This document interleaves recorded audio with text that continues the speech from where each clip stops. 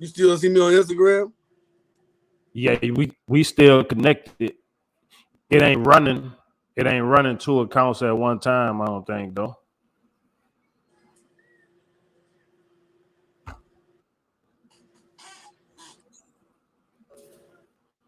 I got you, B. I'm about to send. I'm gonna send it to your phone. See, this should be the split page. I'm trying to get this going over here right quick. Let me make sure I got this right. I need to brand this right. Make sure we live. All right, they said we live. Well, let's make sure we do this right. All right.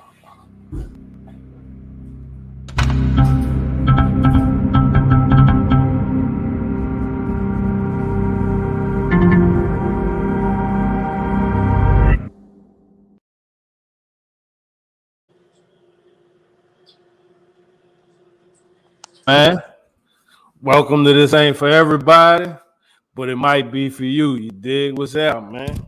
What's up, her? What's poppin', man? I'm cool, man. Glad to be back for another week. You heard me? You know, Yeah, man. Yeah, we running a little late, but we be on time. We got a lot of stuff going on, dog. You heard Man, it's been back. We live in a cool world. You feel like it's moving that fast on us, dog. Like we'll talk one day, and then they'll have 10, 15 things that just happen back to back to back to back. Back to back to back to back. You heard me? It be going down, like, you know what I'm saying? You know what I mean? Like, hey, how they say it? This world don't owe me nothing. You heard me? The world viral right now, dog. The world is viral right now, man.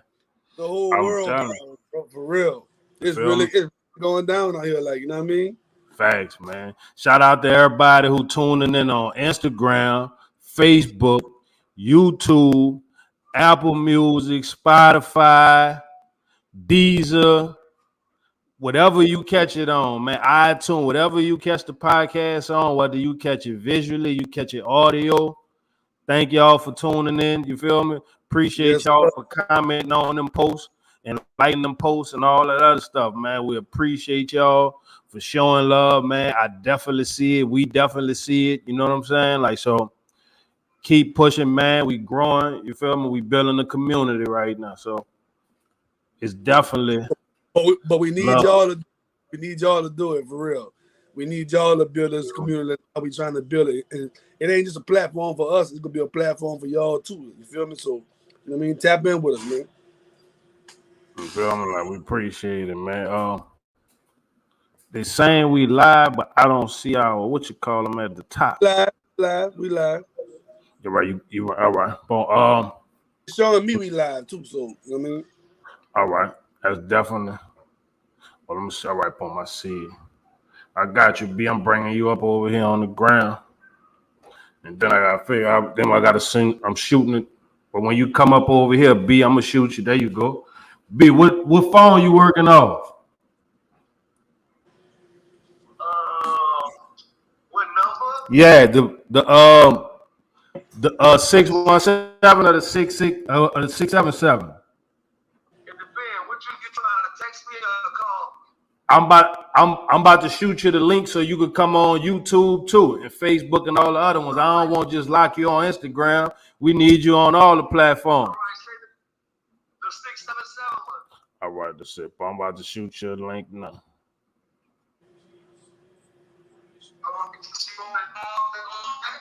Huh? You want me to jump up there and go on that? Yeah, we gonna. It's coming to you. I know you be having two phones. I know you be. You want me to go jump on it? I know you be having two phones, so it's on. You know, I don't know if you got both of them on you. Yeah, I got. Look, I'm about to go jump on that one now. I'm gonna hang up on here. All right, but well, look, I'm gonna shoot you the link on the other phone, and then you can stay right here if you want to.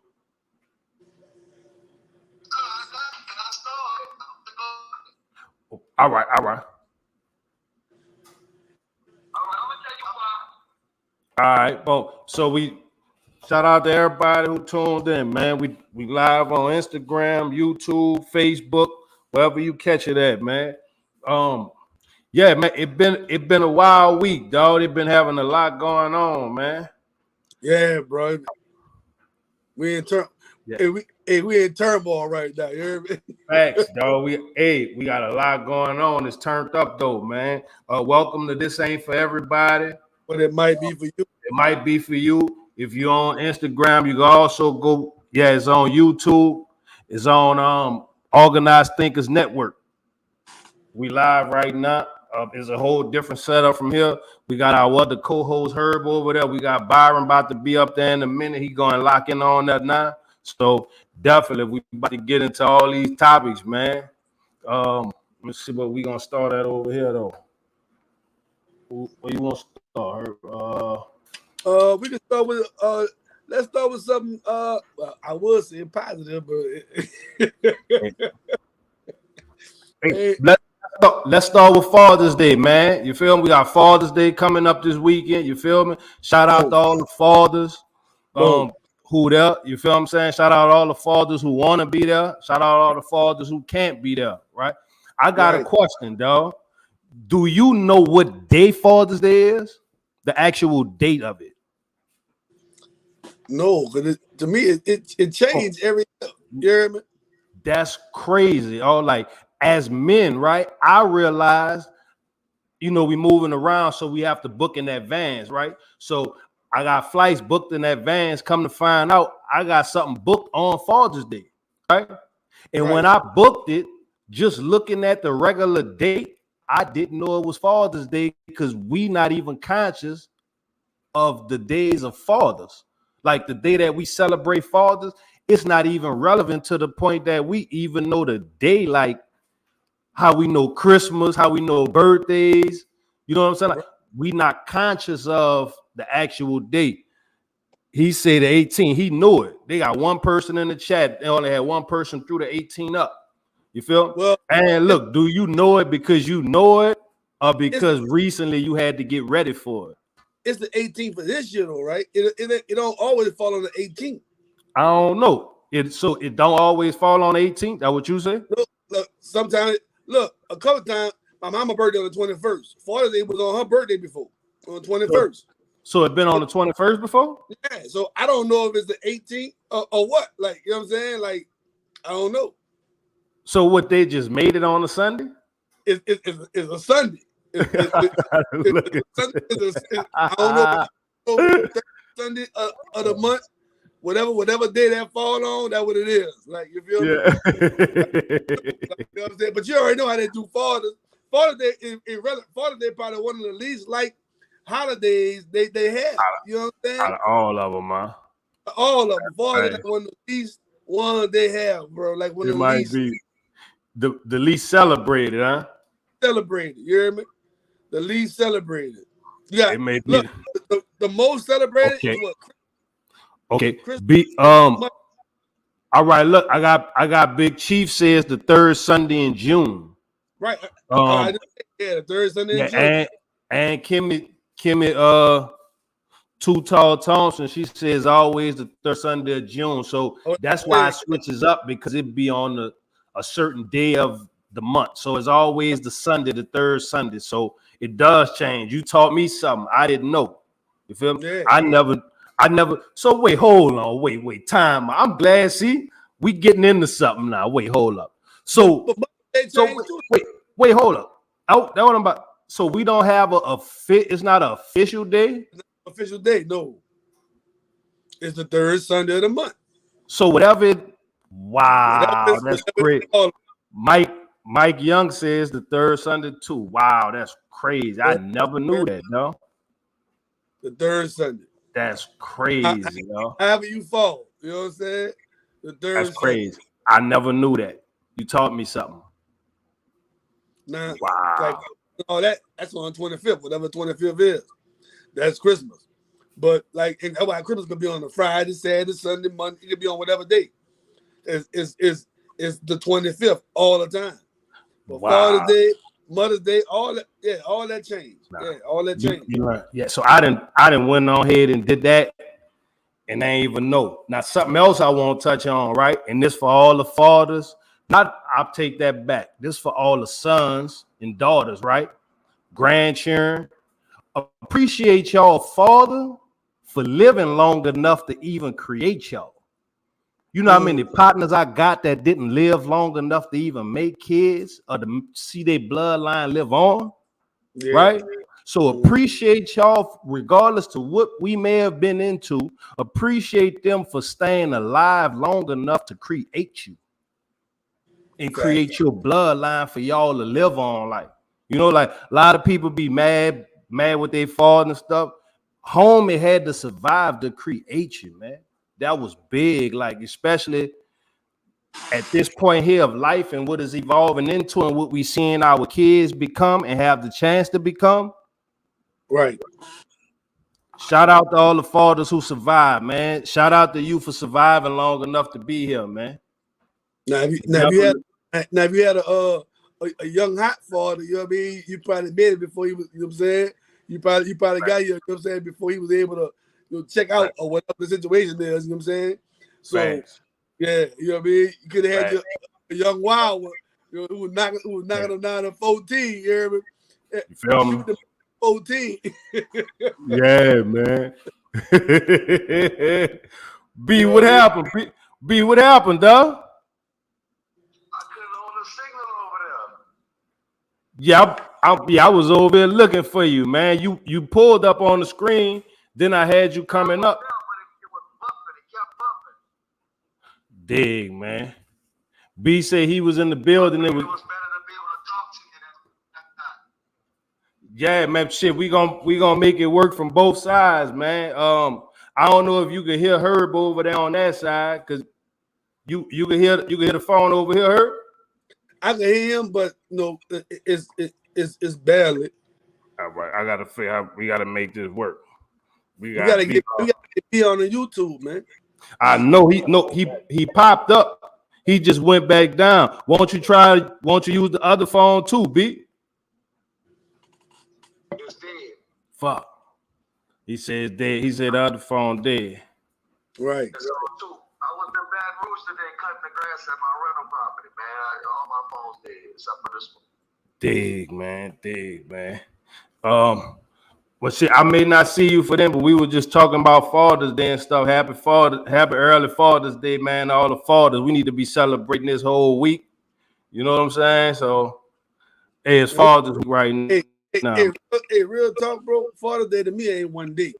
You can't celebrate Father's Day in one day. You know what I mean? You gotta celebrate Father's Day every day. You know what I mean? Because it's some people that really like.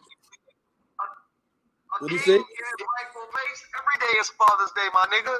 That's what I'm telling you. Every day is Father's Day. You hear me? Like, and we gotta celebrate that because you know what I mean. Fathers go through a lot to be fathers. Whether you believe it or not, we go through a lot to be fathers. You know what I mean? Like, especially like if you're not in the same household with your kids, whatever, and you just trying to make it work. You hear me? We go through a lot. And besides all that we have to go through, it's always a fact that everybody know that when shit go, we blame daddy. Period. Yeah, we always get the blame. We always get the blame. It's hard being a father, dog, because we have to know and be good with getting the short end of the stick. You know what I'm saying? You have to be good with being selfless and making sure everybody else all right and taking a kind of joy in that. Father mean rock, man.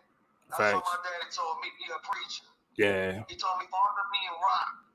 Facts. So if you ain't ready to be a rock, then you need to reconsider fatherhood. Facts. And too, real talk, B, and I say that because both of y'all had fathers, right? That be the craziest part too, because like I'm just coming into that realization of what it takes to actually step in those shoes and play that role, right? Because I never had it, so I wouldn't even understand the sacrifice that comes along with playing that role in your family, of being that person in your family. You feel me? So let me trip your head out. So the majority of it, dog, is instinct. Ain't nobody gave Leo the Lion no book to tell him to kill motherfuckers behind his. He just knows that. He just knows. Yeah. But see, my daddy died. My grandpa died while my daddy was in the womb. And so my daddy knew how to be a good person. But he had to my brother was something different, you know what I mean? Yeah. Does that make sense? Yeah, definitely. So look, I'm glad you said that, Byron, because my experience was the same, right? My father died while I was still in my mama's womb, you know what I'm saying, in the stomach. So I was never taught how to be a father, but I learned everything I learned on the fly. You know what I mean? But I knew once I became a father, it wasn't about me no more. I had to make sure they were straight. You feel me? Like that was just my goal, to make sure they were straight. You feel me? Because I felt like that's what I thought a father's supposed to do. It ain't about you no more. It's about your kids, and you know what I'm saying? You get them through life so they can become what they want to become. You feel me? So I felt I'm the same way your grandfather, your daddy was, or whatever. I'm the same way. I never knew my father. I got stories of my daddy. You know what I mean? My father was killed by the police. You know what I'm saying? Uptown. You feel me? So I got stories of my daddy.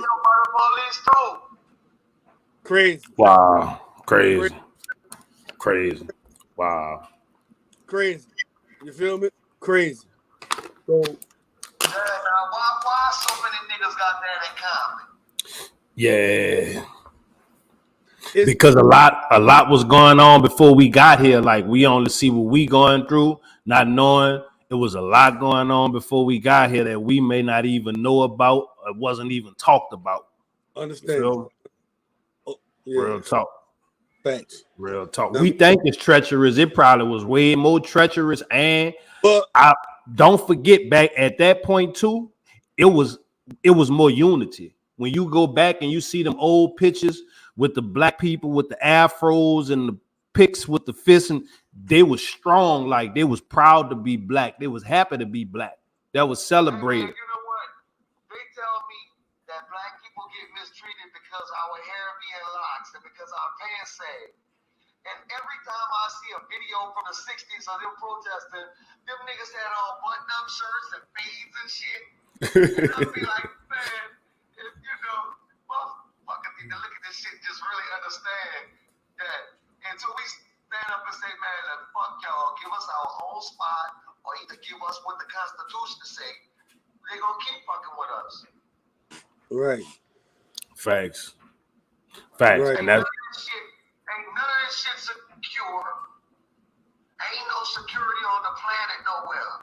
And not in economics, not in politics. We got fighter jets flying over New Orleans, and these stupid motherfuckers say that been happening because it started happening after Katrina. But what they don't know is that I sat in the Red Sea. I'm a war veteran. And see, whenever you see them fucking fighter jets, nigga, you see mayhem. You see destruction. And that shit's coming to New Orleans. They just ain't telling y'all. Why all of a sudden now they training when they got to fly over my motherfucking house? They ain't been had to train over my fucking house. That's called urban combat planning. That's what the fuck they really doing. Okay. Now, wait. Now, that's not the ones that be leaving the smoke and being able to have the smoke spelling out stuff, huh? No, nigga, I'm talking about fighter jets flying over my house. Oh, all right. Now, I ain't. I look like Tom Pettis flying over my fucking house. I ain't been there in a few weeks, so I ain't sure. I gotta come see what's going on down there, man. I've been doing that shit for a year now. Every 4 or 5 days. Nah, I ain't never paid attention to that, B. I ain't never paid attention to that. You just told me so I'm about to start looking now. You know what I'm saying? Because I ain't paid attention to that. What's up, John? Happy Father's Day to you too, brother. I saw it. We was in the middle of one just now. I apologize. Man,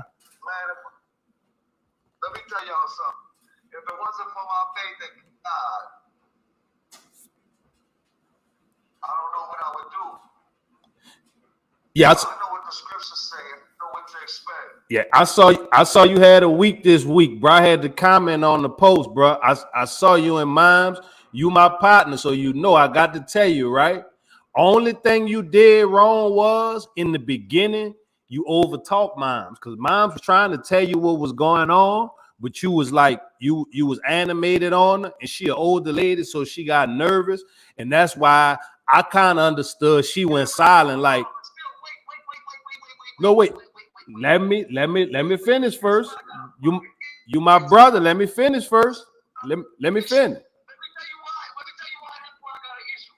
Because I was at my fucking house having breakfast in my yard. I know. She was at work. She don't have to feel it of getting jammed up when she at my fucking house while I'm being harassed by the city of New Orleans. No, that ain't what. That's not what I'm saying, B. All I'm saying is, B, she just doing her job, right? She may know what she doing. Listen, B. No, see, look, but listen, B.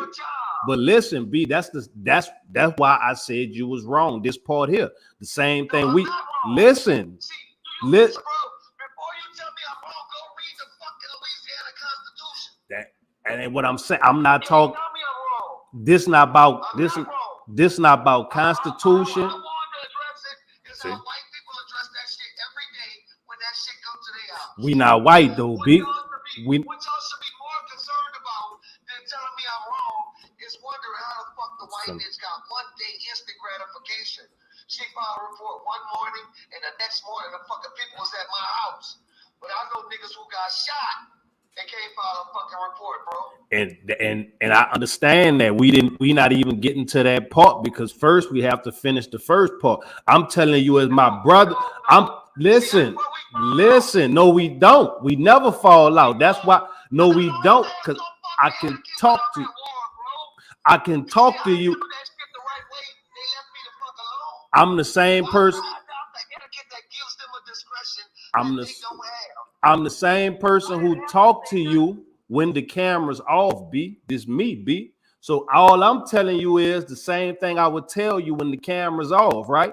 You not just Byron no more, B. You not Byron who ran for office. You not none of them, homie. You slick side, almost a celebrity, brother. That's what I'm telling. So what I'm telling you is everybody coming at you with your celebrity, they don't know you, right? So they just going off what the people say, what the comments say. Listen.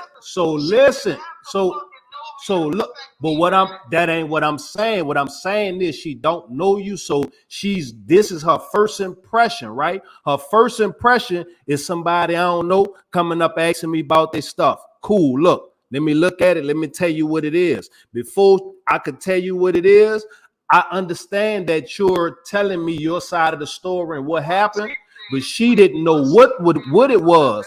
So I saw her get nervous. See, she said certain things. Since we talking, let me explain myself. Once she said it was an investigation, then I knew what to do.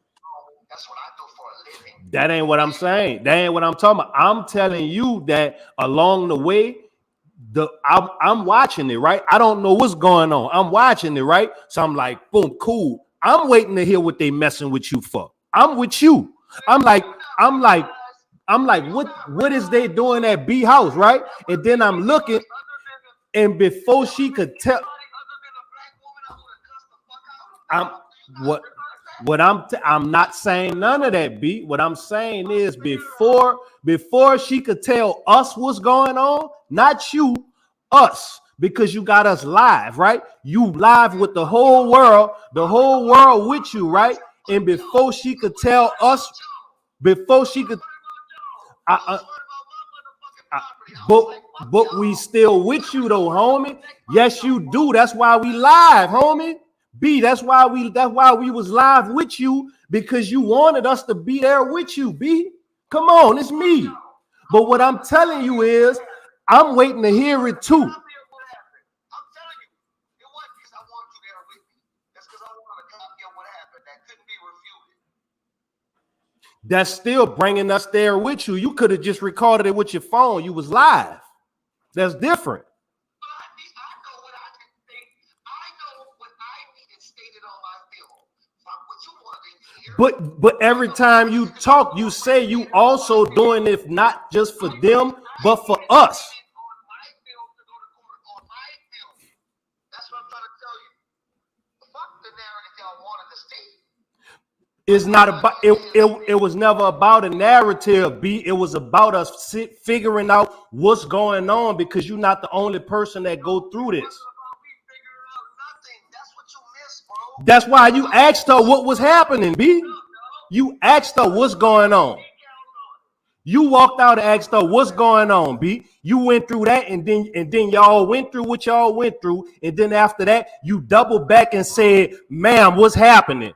And she didn't answer. And you was like, "Ma'am, I'm asking you what's happening," and you didn't answer, B. You didn't. I watched it. We could play it right now. We could pull it up. I could pull it up live on YouTube right now, and we can play it right now. I'm just letting you know I was there with you, homie.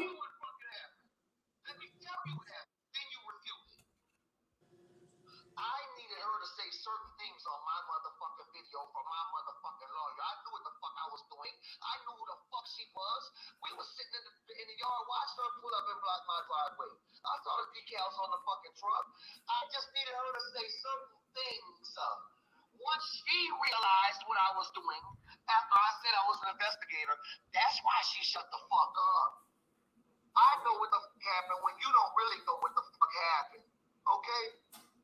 So you can think you know, nigga, but you don't. I don't know. That's why we there with you trying to find out. But you wouldn't let the lady speak like you wasn't letting me speak just now, just to articulate my point of view. You're not hearing me.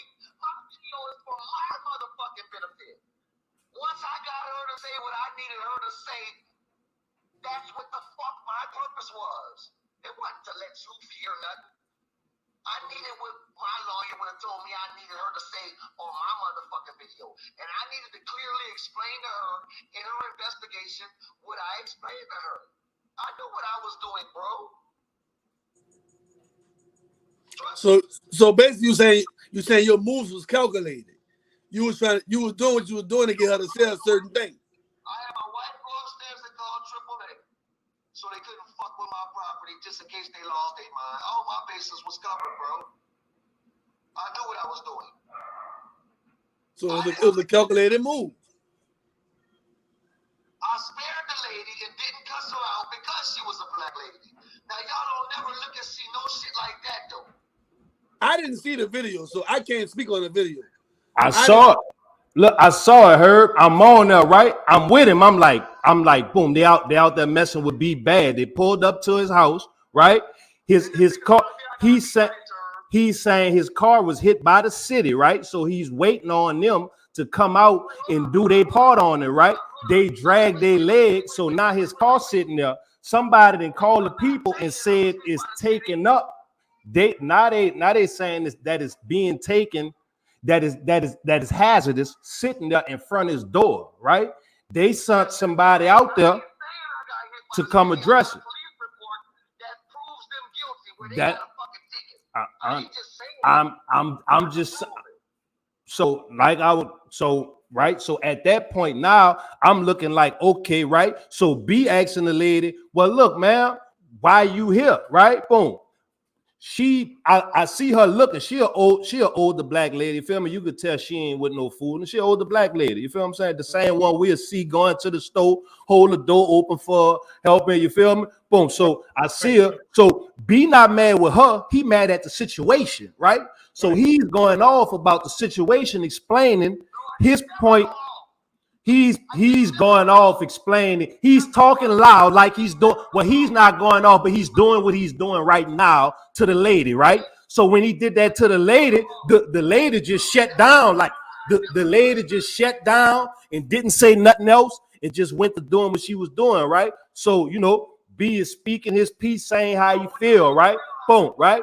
And as he's doing that,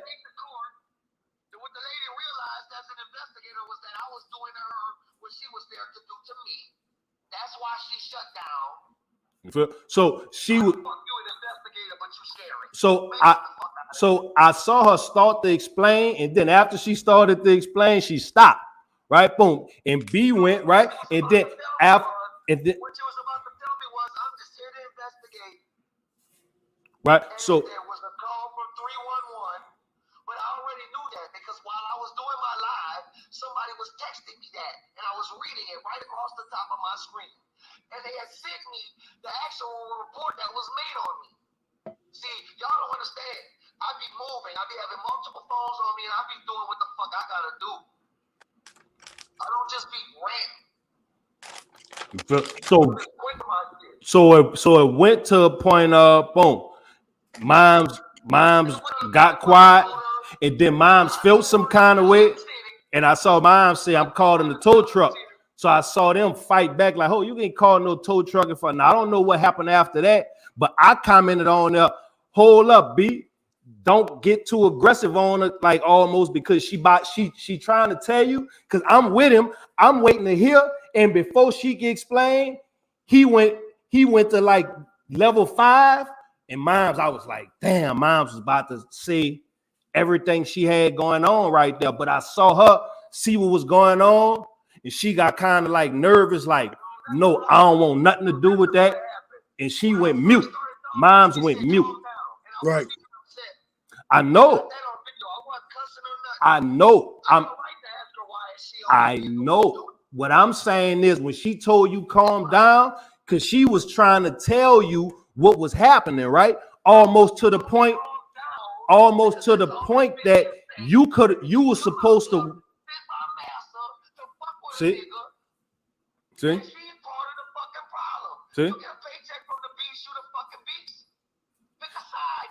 I can't say. Mom's got to handle her business. I ain't even mad at Moms for doing her job. I wasn't mad at the police for taking me to jail when they took me. They got a job to do. I had a job to do. I wasn't mad with them. I respect them for doing their job and handling their business. Fuck no. They got. They don't give a fuck about her. Shit, because that's the way it was set up. That's the way the whole system was set up, man. Nah, I gotta do what I gotta do to survive and make it through it like everybody else, B. Shit, you see they ain't take my truck. I know. Nah, my nigga, I was committing a crime. I was committing a crime. B, I knew my choices, homie. When I knew my choices. Mine was doing a job, B. You know that. That's why you didn't flash on Moms, because you know Moms was doing her job. You wasn't mad with her. You was mad at the fact of everything that was going on. Oh, so you was mad with Mom? Huh? Exactly. That's what I just said. That's what I said. But a lot, bro, it ain't what you say, is how you say it. That's why I'm in the comment like, wait, B, wait, because I'm with you. What you say is how you say it. You feel me? And if you're trying to get a point across and you going off, you really shaking somebody up to the point where they don't even want to talk anymore about it. That's what happened. They don't even want to talk no more about it. You could be all the way right. But if you saying it the wrong way, that's what y'all keep missing. My point got across. Everything went my way, the way I wanted it to go. My point got across. That's what y'all keep fucking missing. What y'all missing? Well, B, I ain't lying, B. I understand your point got across, and you my brother. But if that was my mom or my auntie in that position right there, and even though you didn't disrespect her, you got animated on her, I won't come see you, B. Behind my auntie who was doing her job. I know.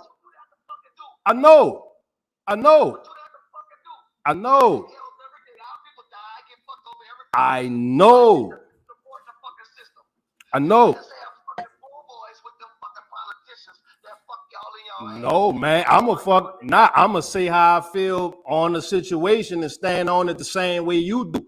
I didn't say you was wrong in no situation. I just said if that was my auntie, I would have felt some kind of way because I knew she didn't mean you no wrong, and I know you didn't mean no wrong either. I'm just saying the aggression that happened. Did you see what I told that lady to tell the city of New Orleans? I ain't even.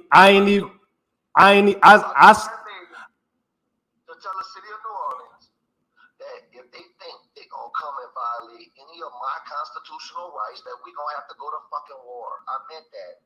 I don't mean that if I'm committing a crime that I'm above the law.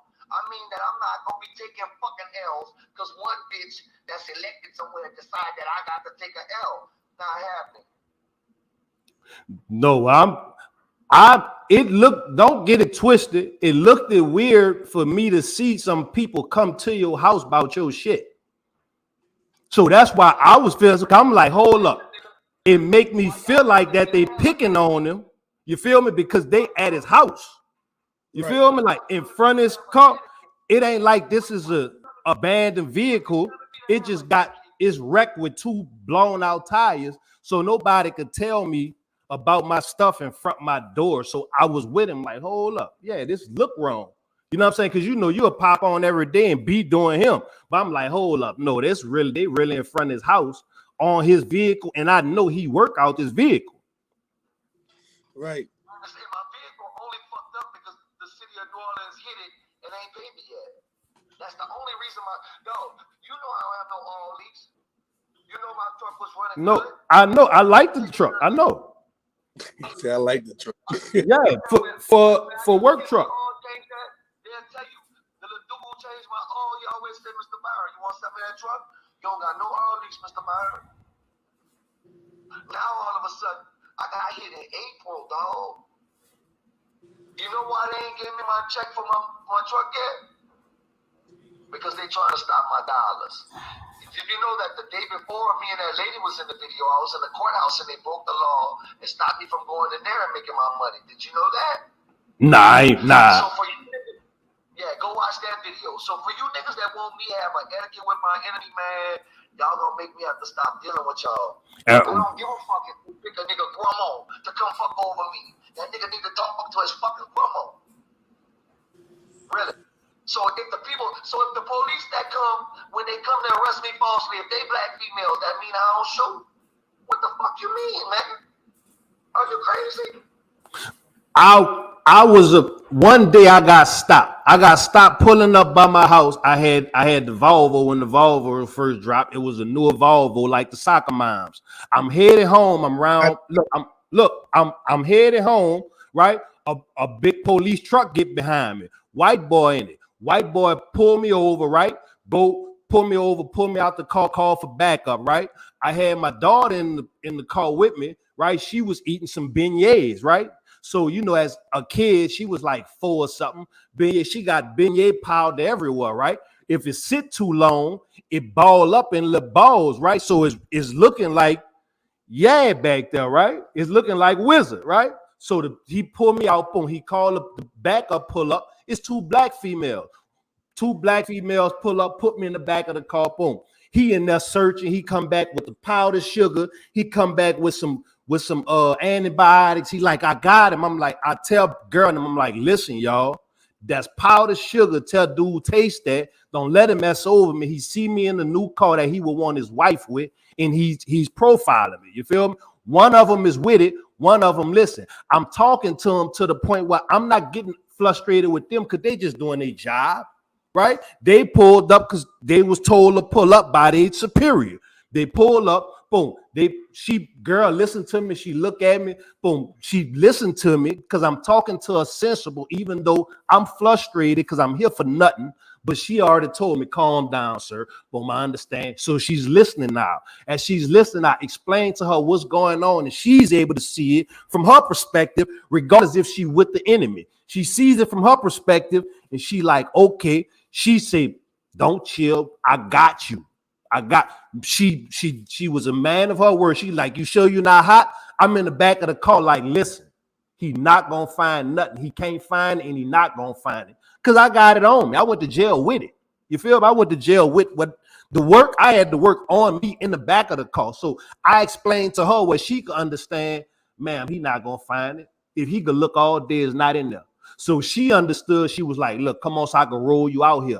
I'm just saying, I said all that to say, even when you dealing on enemy lines, everybody is not with the enemy. Some people just doing their job description, and if we deal with them the right way, they definitely will understand and see what's going on, and maybe they need to understand so it could be more of our people on that side that can actually help us. That wasn't the case. I'm just letting you know because you made the comment about being with the enemy and all that. I deal with everybody with respect, and I expect the same thing, and that's why I get certain results. I know, and I woke up this morning with the police in front of my house, falsely about to tow my car, and that was respect for me, right? So let me ask you this. Let me ask you this question. When the lady, I asked you a question, bro. And what was the question, B? I thought you was making a comment. What was I was just in my yard praying with my wife that morning, eating breakfast, man. Yeah. Having a glass of tea. And I saw the police put up in front of my house on some bullshit. All right. Period. Why I have to have an etiquette for that? Because this is what I'm gonna tell you.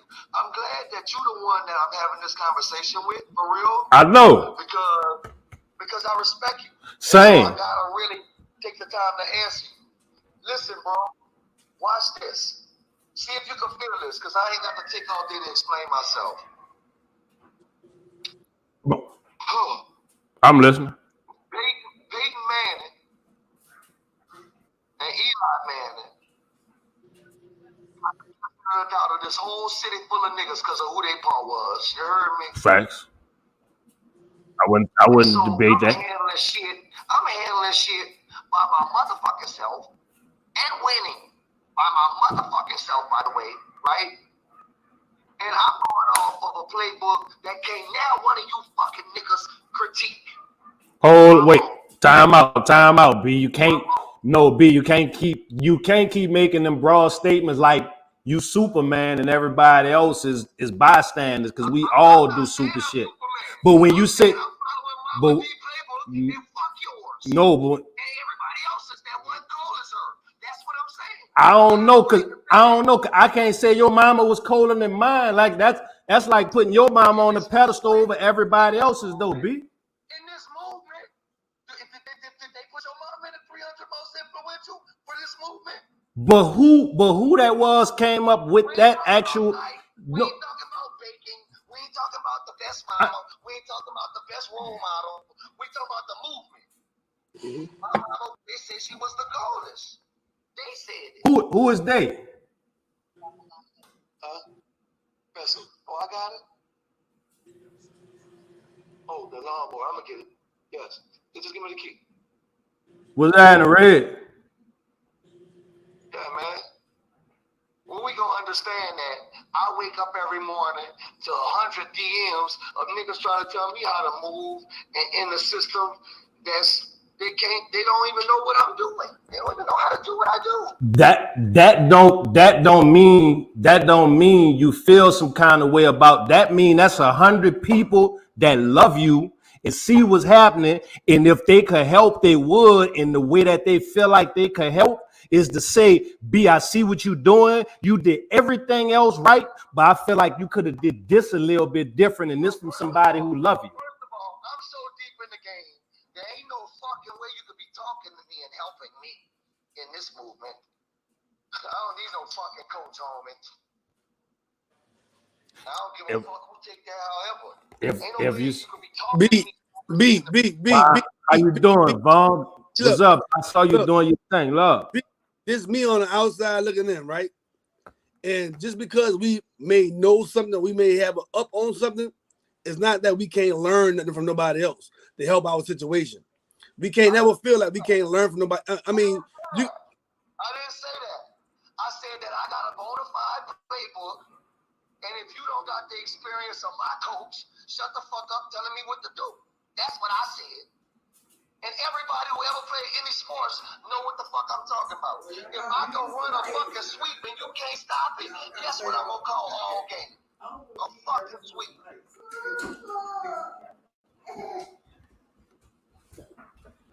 These niggas wanna tell me how to make my playbook when I got a playbook from a fucking champion.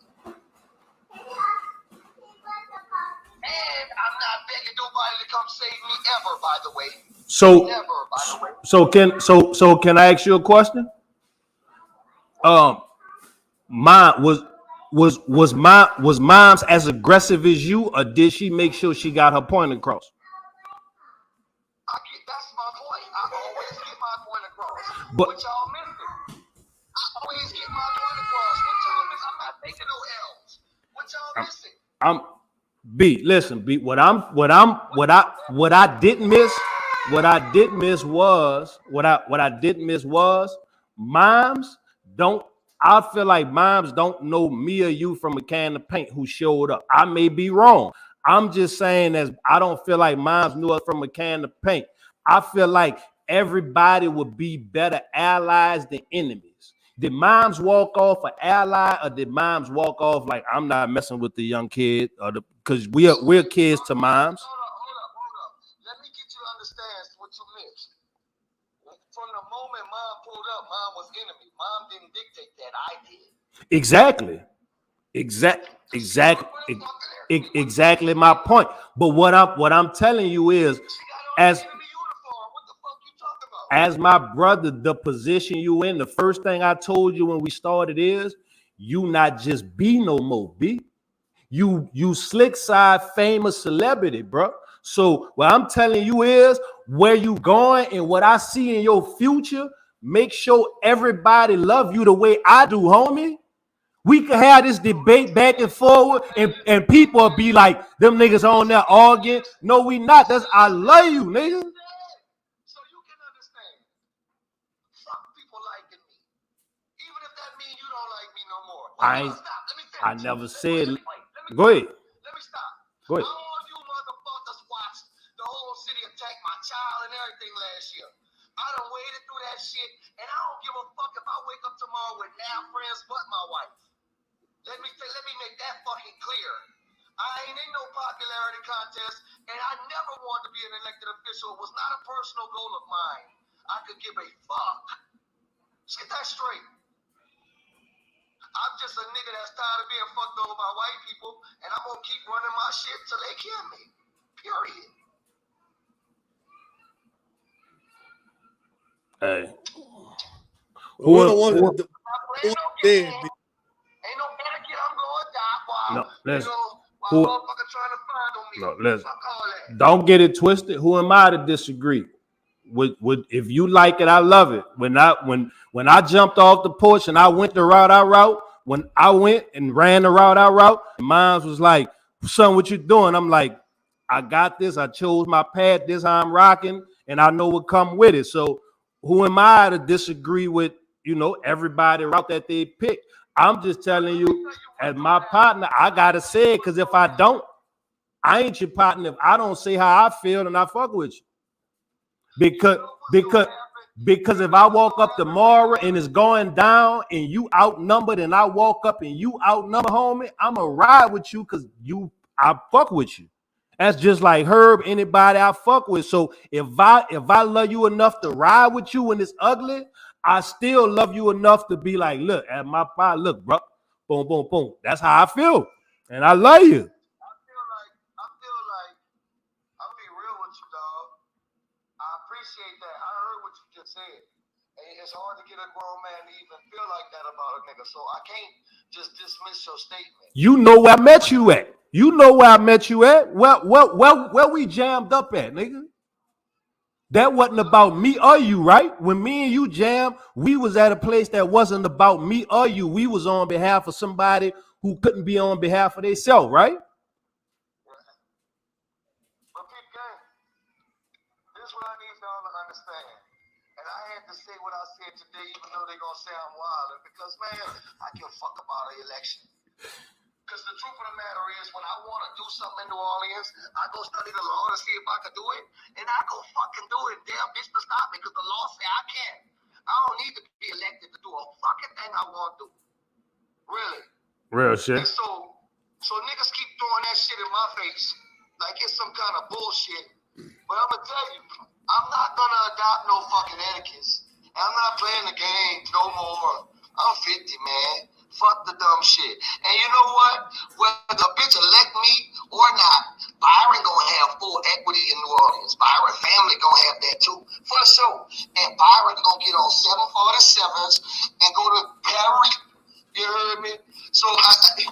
motherfucker think they hurting me by not joining a movement that fucking saves their children? Stupid a bitch.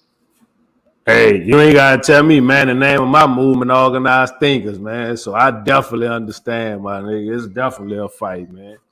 But look, we could me and you could be here for 2 hours, dog, but we can't. We got a whole show going on. So I got some other stuff, some other topics we talking about. So let's touch on those too, bro.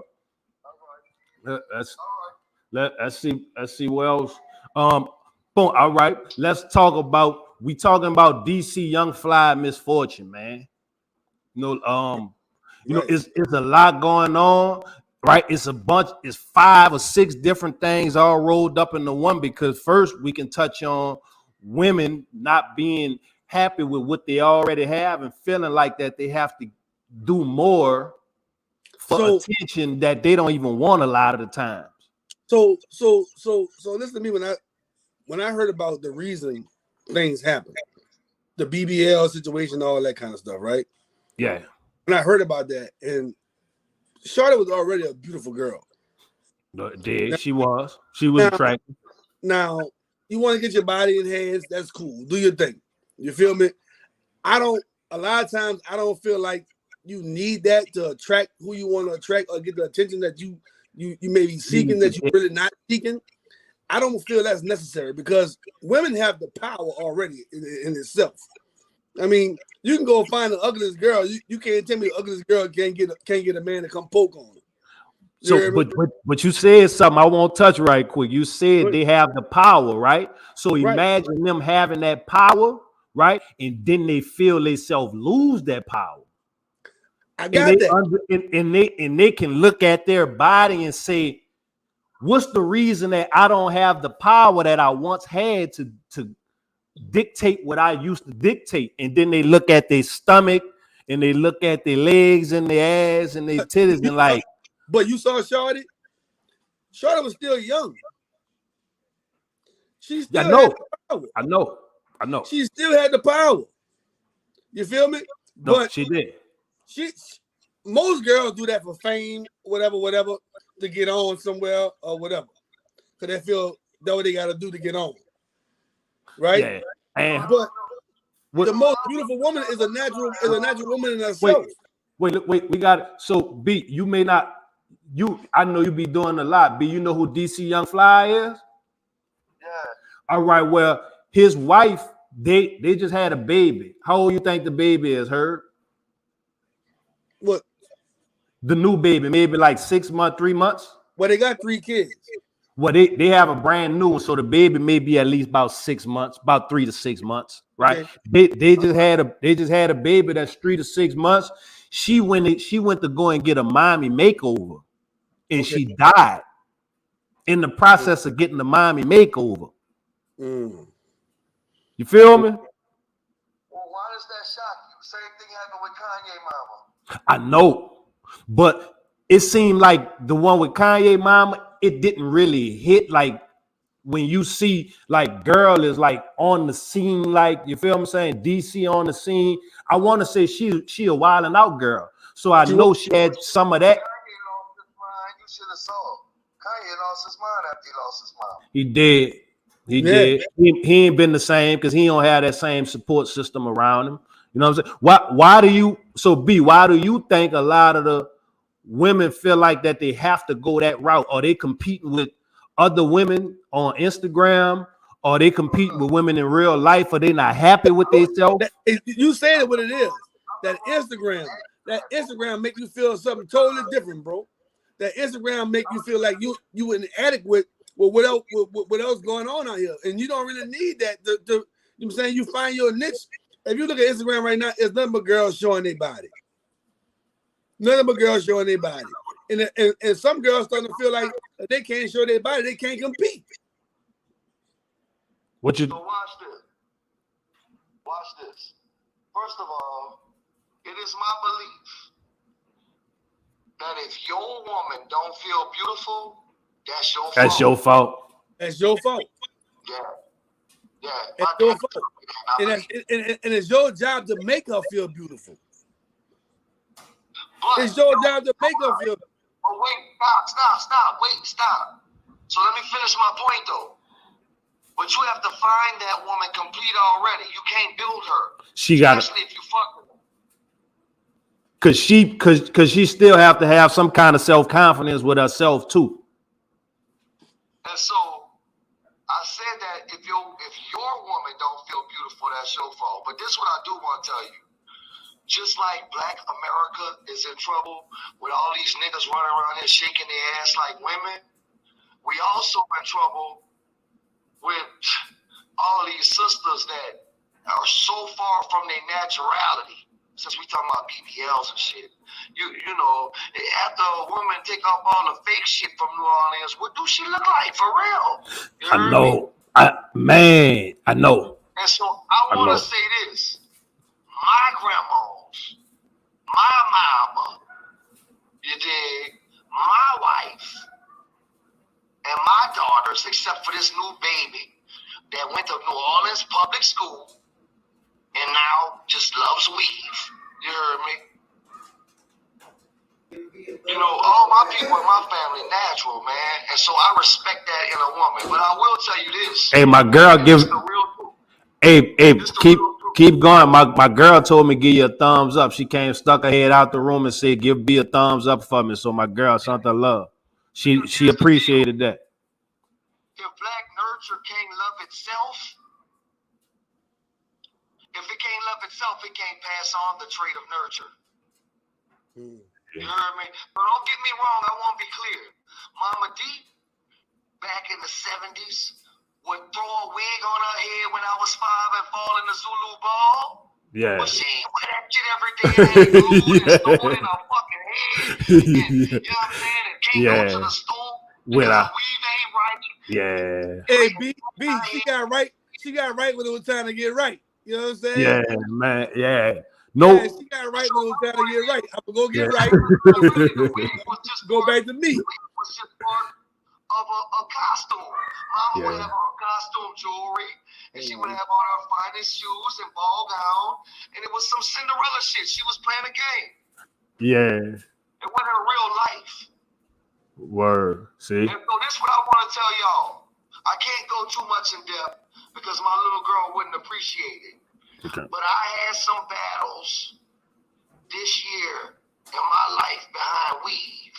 Me too, dog. That made me want to tell every woman I know that wear weave all day, every day, fuck you, oh, I hate you. Stay away from my daughter. I wish I never would have had you around my fucking child. Yeah. Really?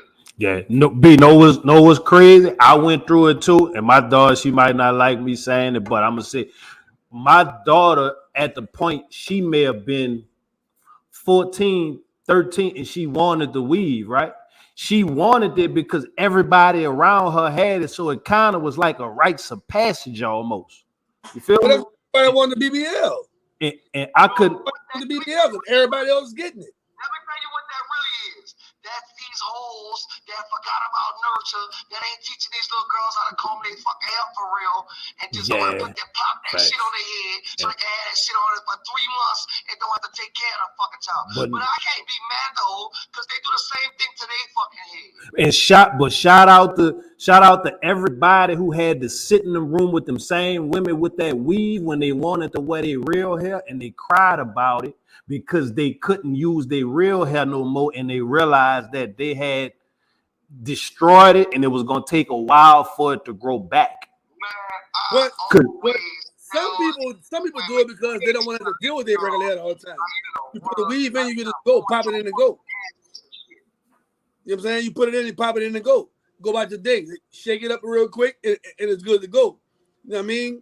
When you're dealing with your own hair, there's a lot of work you got to do to your own hair to make your own hair pop the way you want it to pop. Wait, hold up, bro. You saying this shit? Hey, B. You know my dog stole help. My dog stole help, B. So he So I talked to these bros. I talk to these bros, and I know why sometimes some of them get my hair. Hold up. I wish B was on YouTube right now because it's getting good. Yeah. Man, put him up on YouTube, man. You gotta put him up on YouTube, man. B, say that again.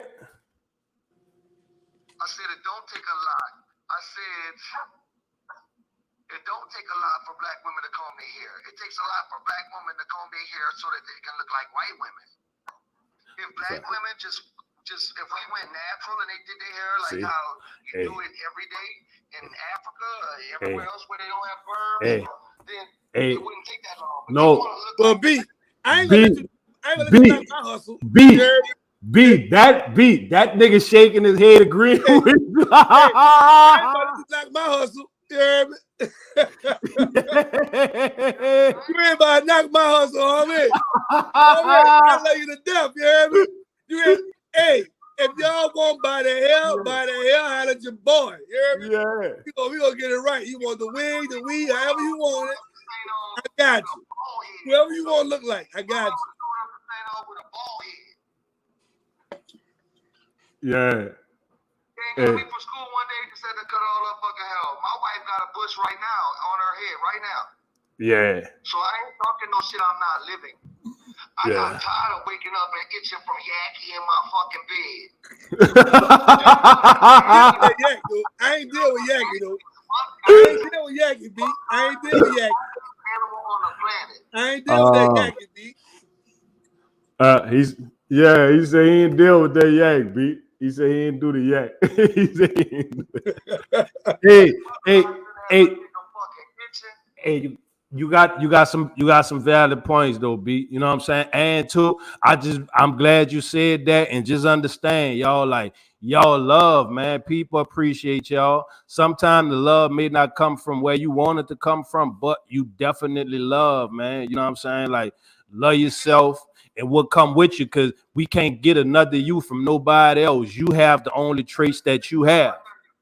This is what I want to tell you. You know what? No, I'm not carrying none of them burdens. I don't have none of that shit. I'm about to jump on airplanes with my fucking old lady. When you niggas ready to do what need to be done, and I see it happening, I'll jump on. I'm not spending no more of my money on Bill, man. Fuck that bullshit. Yeah, man. I'm not doing it. Hey, you niggas gonna tell me what to do, but everybody's safe as a motherfucker out here. And also, motherfuckers ain't understanding that if you ain't willing to go all the way to the end on what you stand on, motherfucker, know you bluffing. That's why I go all the way to the end on what I'm standing on.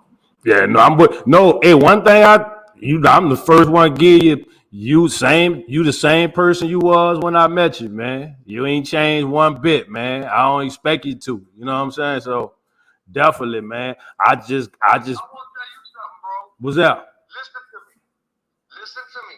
Talk to I him. need you to hear me as your brother, right? Talk to him. You really respect me like you say, which I do believe, right? Talk to me. Because you show me too much love for it to be fake, so I can't see why you don't respect me, right?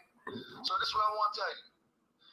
What if I tell you, because I'm tired of telling niggas this, what if I tell you that my mama made me read all the Garvey works, all the Mega Evers, all of Malcolm X, all of Dr. King, all of Shirley Chisholm, all of whoever, Dr. Francis Cress Welsing, and quiz me on that shit.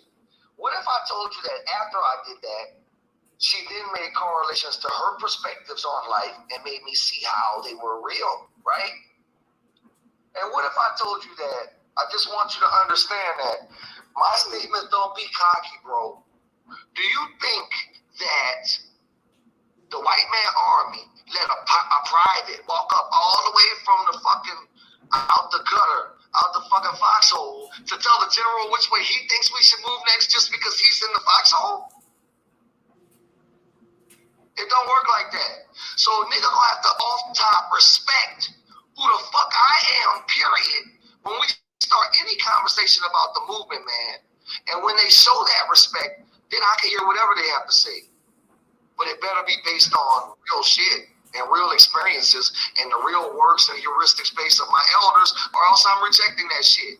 Because see, a lot of niggas out here just feel like they activists and that we should go this way because that's what their spirit tell them.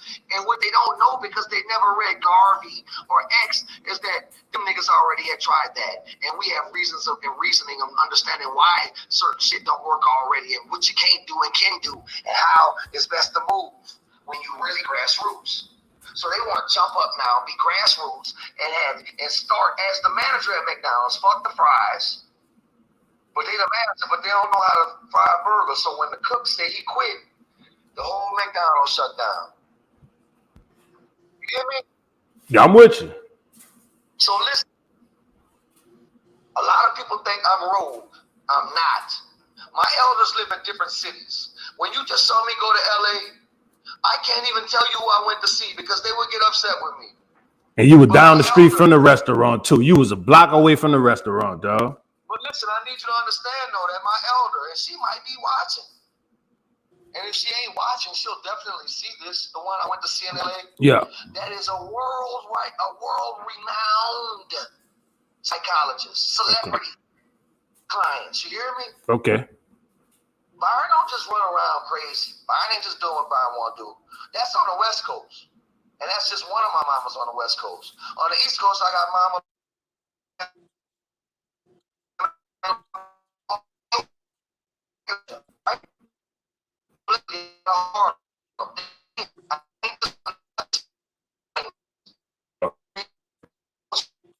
That governs me. So I don't need no young nigga who just got a ticket 7 years ago and decided he won't be an activist to walk up and tell me shit. And I mean that. Because I have a group of elders council that be in my ass all the time. But do that mean you can't take a new perspective on something though? What? Does that mean you can't listen to a new perspective? It may be something valuable to you.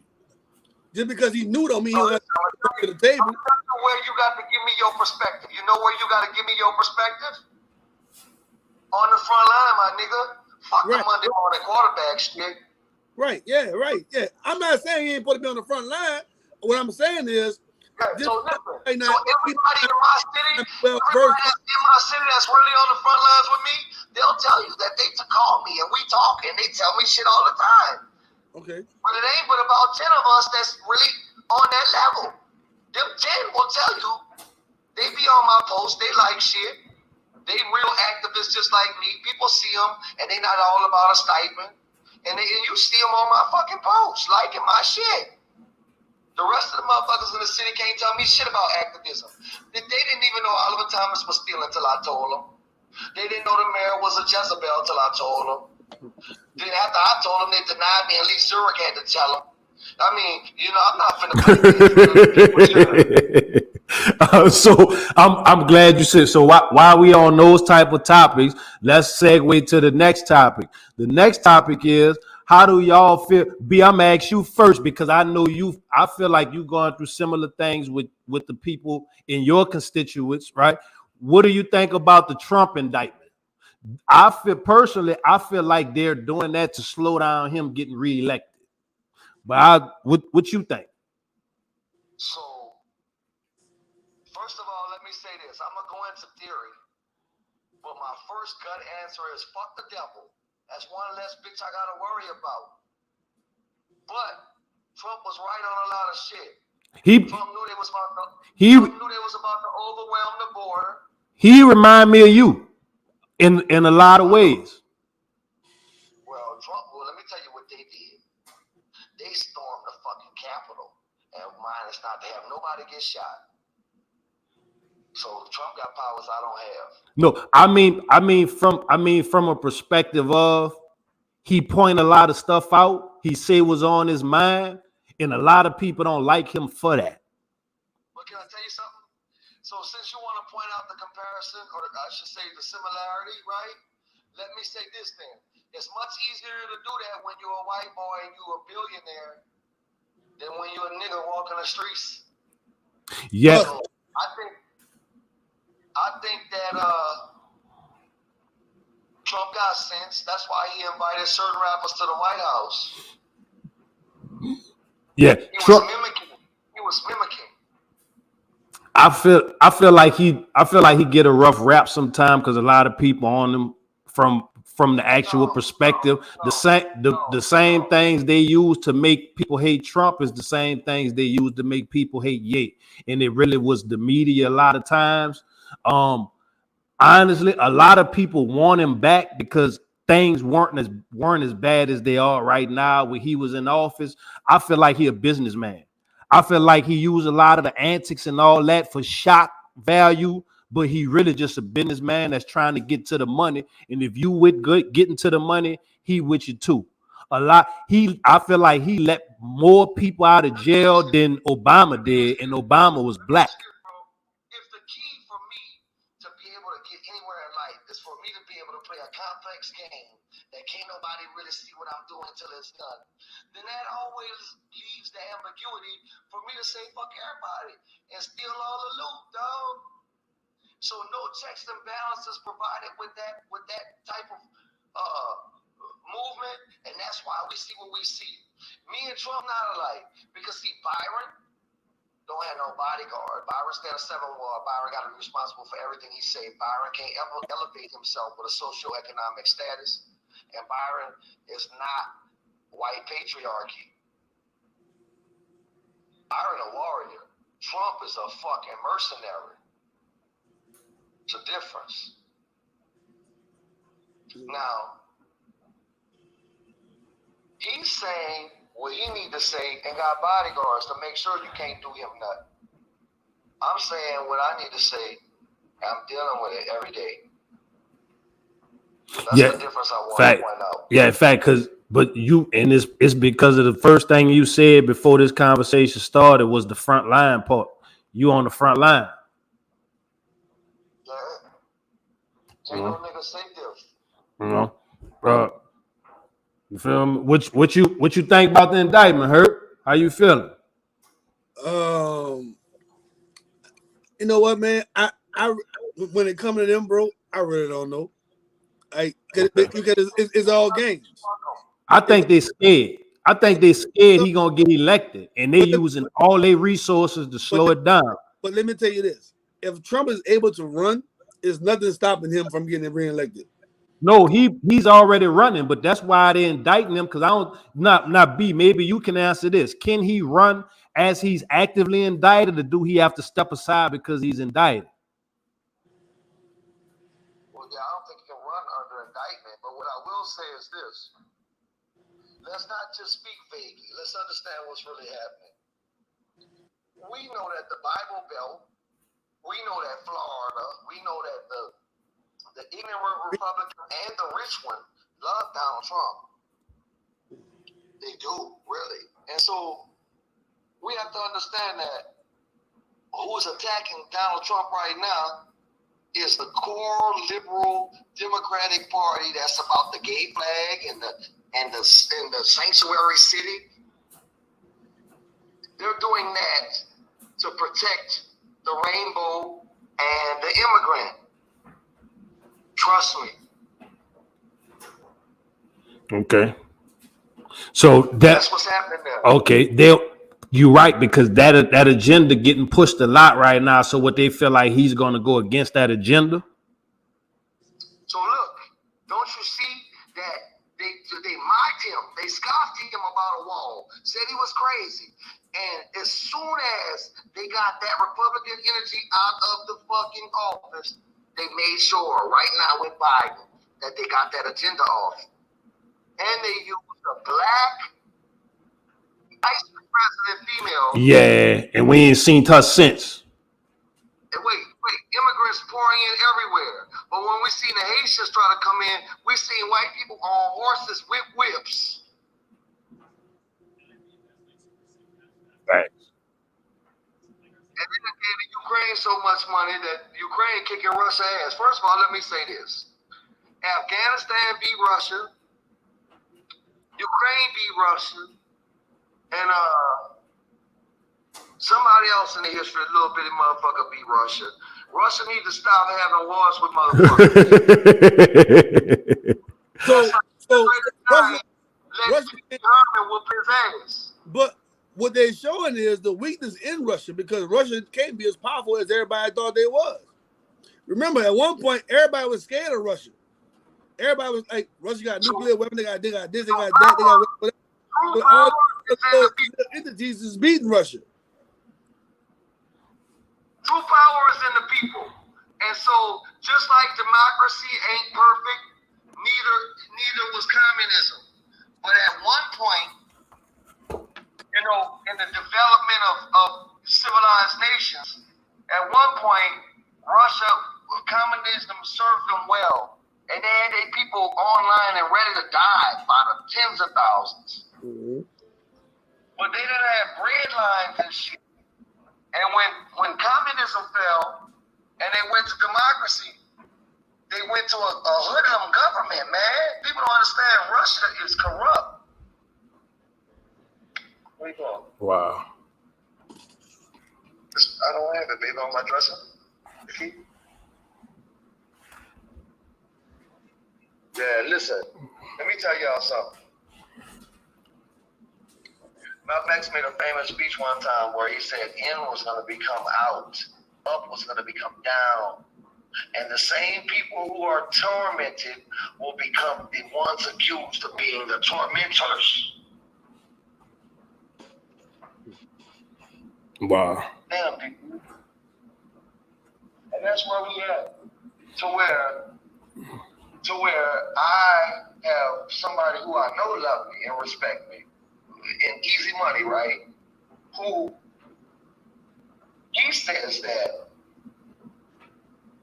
I should have had a better demeanor with the lady.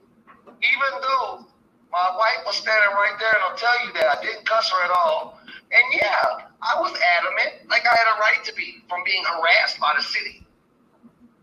2 days in a fucking row. Wait, you see that? Oh, yeah, it is. I'm sorry. And so, if you want to know the truth, like I told everybody else, everybody that know me know I was nice to that lady. Really? Yeah, that's why I told you. I said you wasn't mean, but it was the tone and you flash, yo. I said my dog flash. I'm waiting to hear what she about to say, and you flash. I'm on the phone watching it like, no, B, wait. Like I'm there with B, like, you feel me? Because by the time she had stalled me, and was ready to deal with me, I told you I had already got the text message of what happened. Somebody had done screenshot it and sent it to me. You heard me? Yeah, see. Yeah, when I looked up, I caught the end of it, and when I caught the end of it, I was like, all right. The truck still laying and she gone. So I said, well, shit, they didn't take the truck. So what was the actual end result though? Cause I never got to know what the end result was though. So listen, let me tell you what happened so you can know the truth. This is the key that you need to understand about what happened, bro. I got a DM full that I could start screenshotting and post 25 tomorrow of black people that had crimes committed against them in New Orleans. And not even just crimes. I got some people on Dumaine, okay? That got a white boy that parked his car on their street 4 months ago and lived there. Now listen, you want to talk about taking up for a black lady. It's a sister that followed me who lived there. It's her mama house. This white boy done called this black lady all kind of bitches and hoes because he done parked in front of her house and tell her bitch is the public street. And so he just lives there in his car.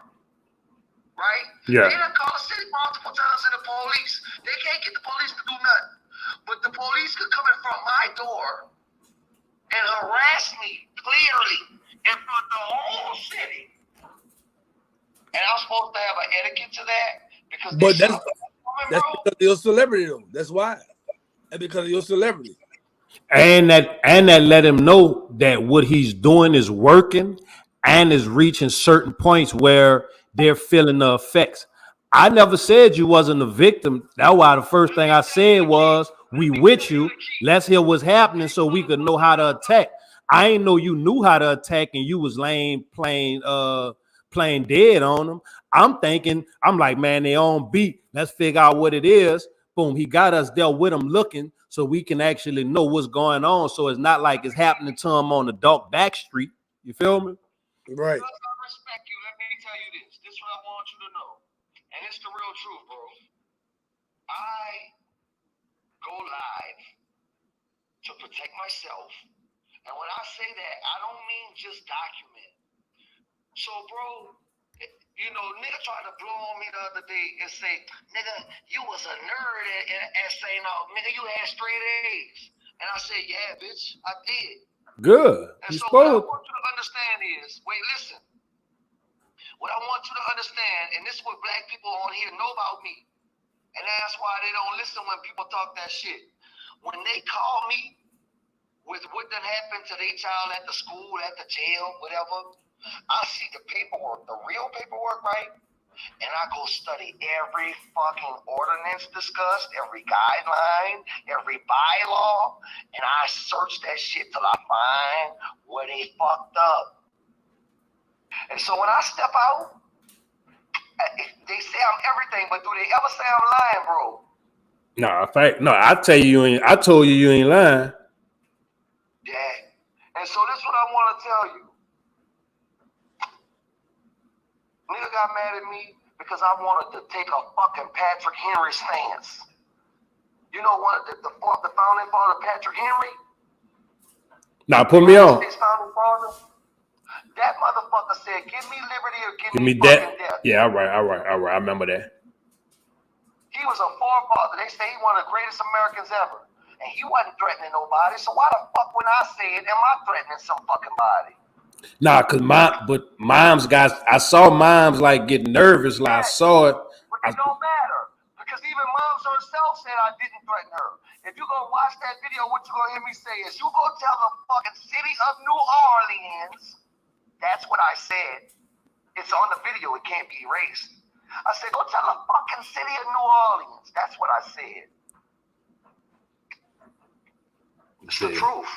Nah, and I meant every fucking word I said. Nah, I'm with you.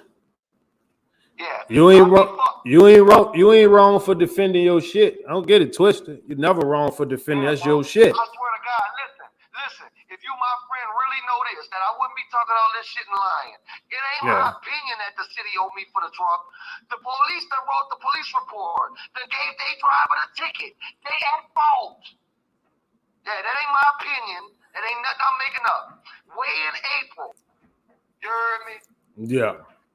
So let me tell you, since April, my brake pad done expired, but I can't get it fixed because my mirror broke. You heard me? So even if my truck was running, I'd be getting tickets. This I'm talking about. The city can't cause me to take losses, dog. I can't have that. The city can't cost me. Yeah. Because let me tell you something. If you would have hit the city's van, your ass would be in trouble. Yeah, you're gonna deal with that.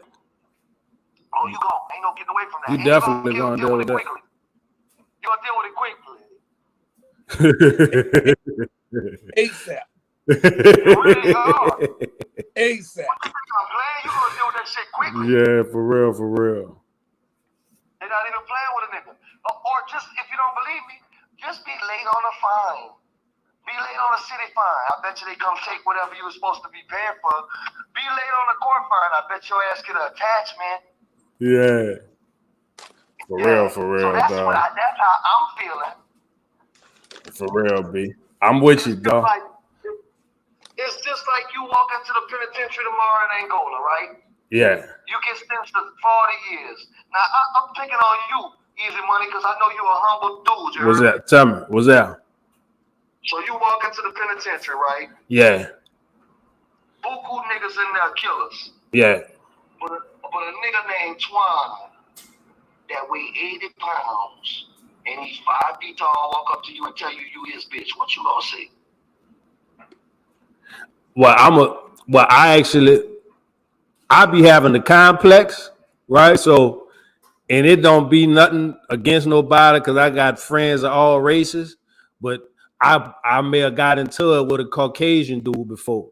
And my words was, I ain't gonna let no nigga play with me. You think I'm gonna let a white boy play with me? Man, you got me fucked up, nigga. You better take that shit somewhere else. Go get your fucking gloves, nigga, and come holler at me. I got my shit in my back pocket. Like, you feel me? So I understand what you're saying, but basically I said all that to say ain't nobody playing with me in those situations. So I feel you. All right, so that's my point. So now, There's some things out here that's just as important as a nigga booty, his spirit, his heart, my consciousness, my peace of mind, nigga, my self-esteem, nigga. You heard me?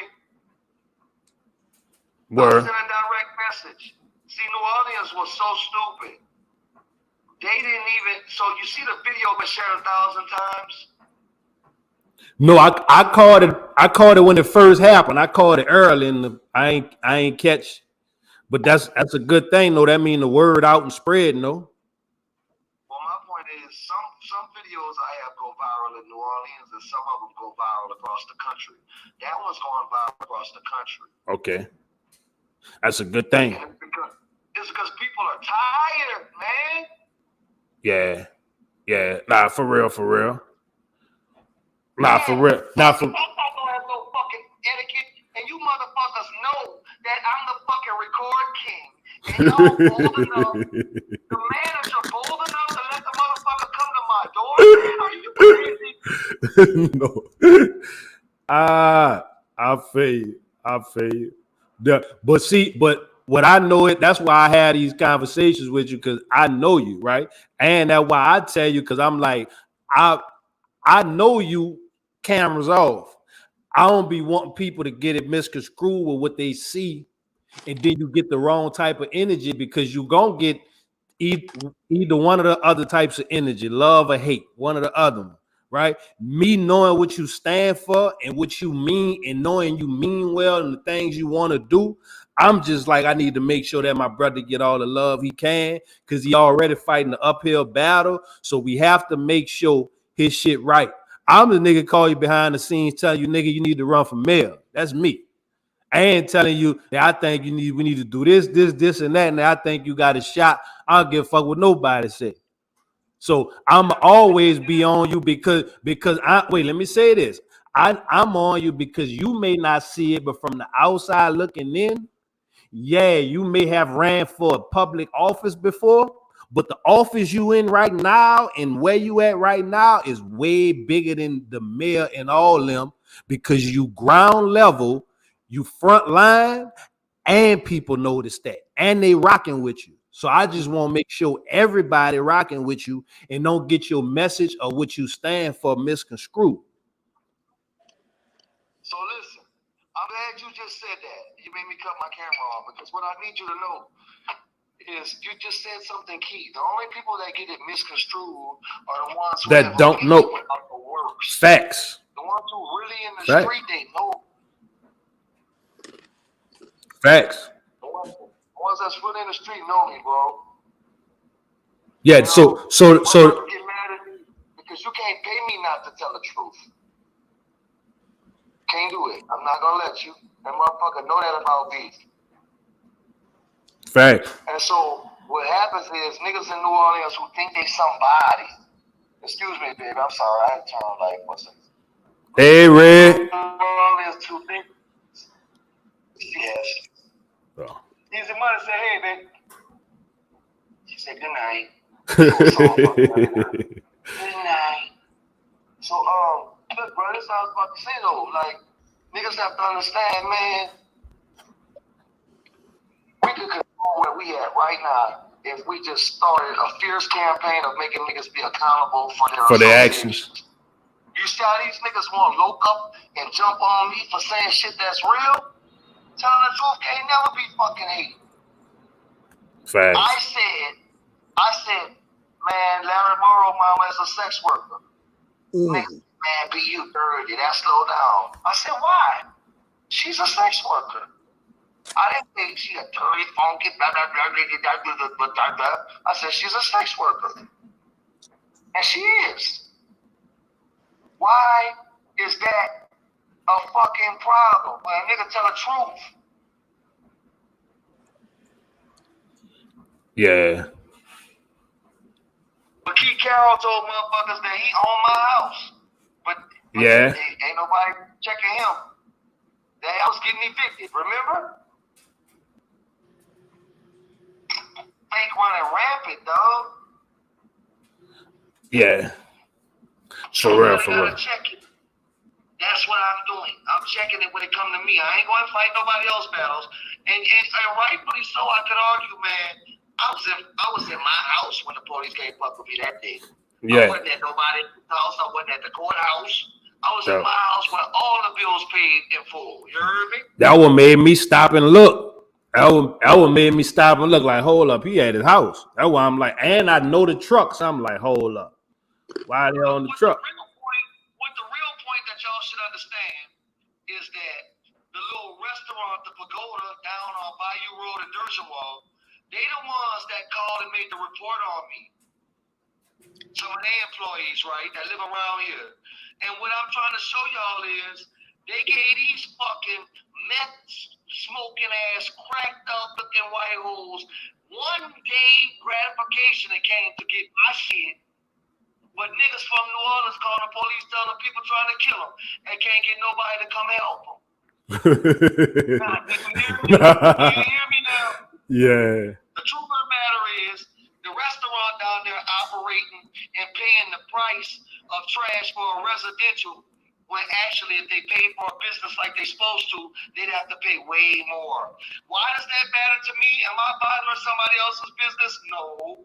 Because every now and then, the Mexican picking up my trash say him too tired to pick up my shit.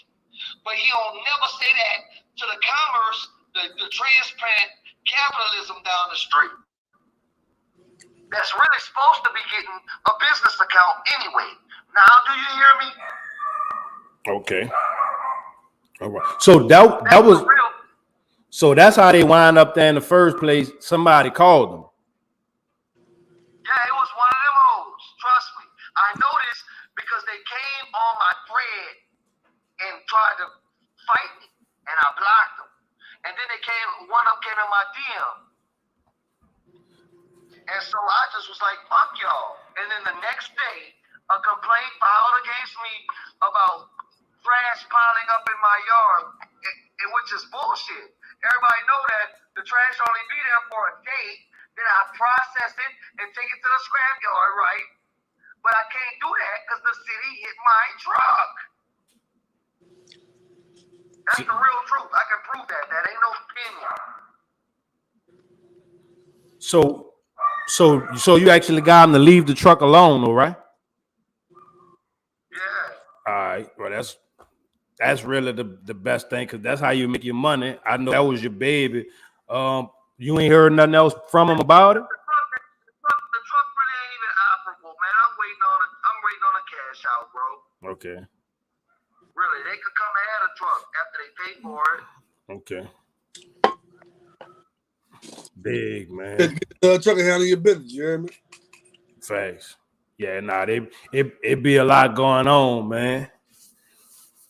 How you doing though? Beside that, how you doing, man? I know you always have a high scoop. Anything going on that you want to address, you need to, touch on?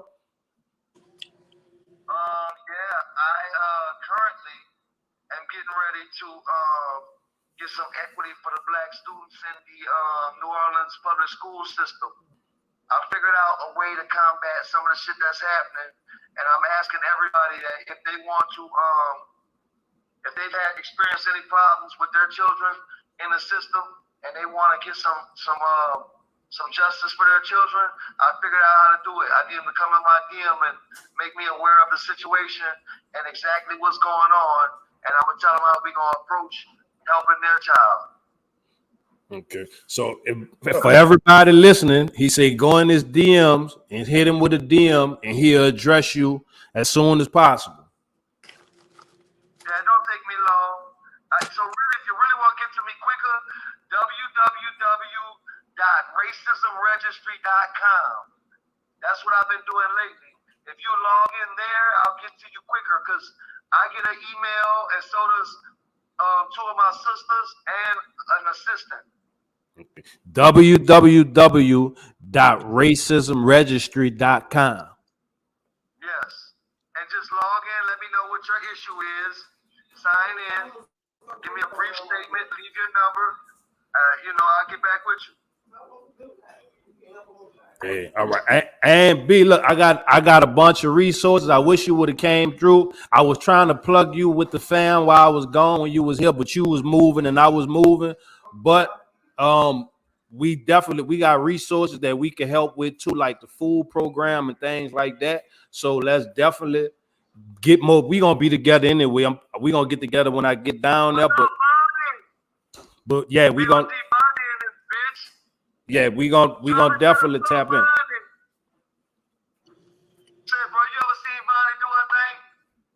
Who that Viney? Yeah, I'm a fan. You talking about who be doing the bounce, huh?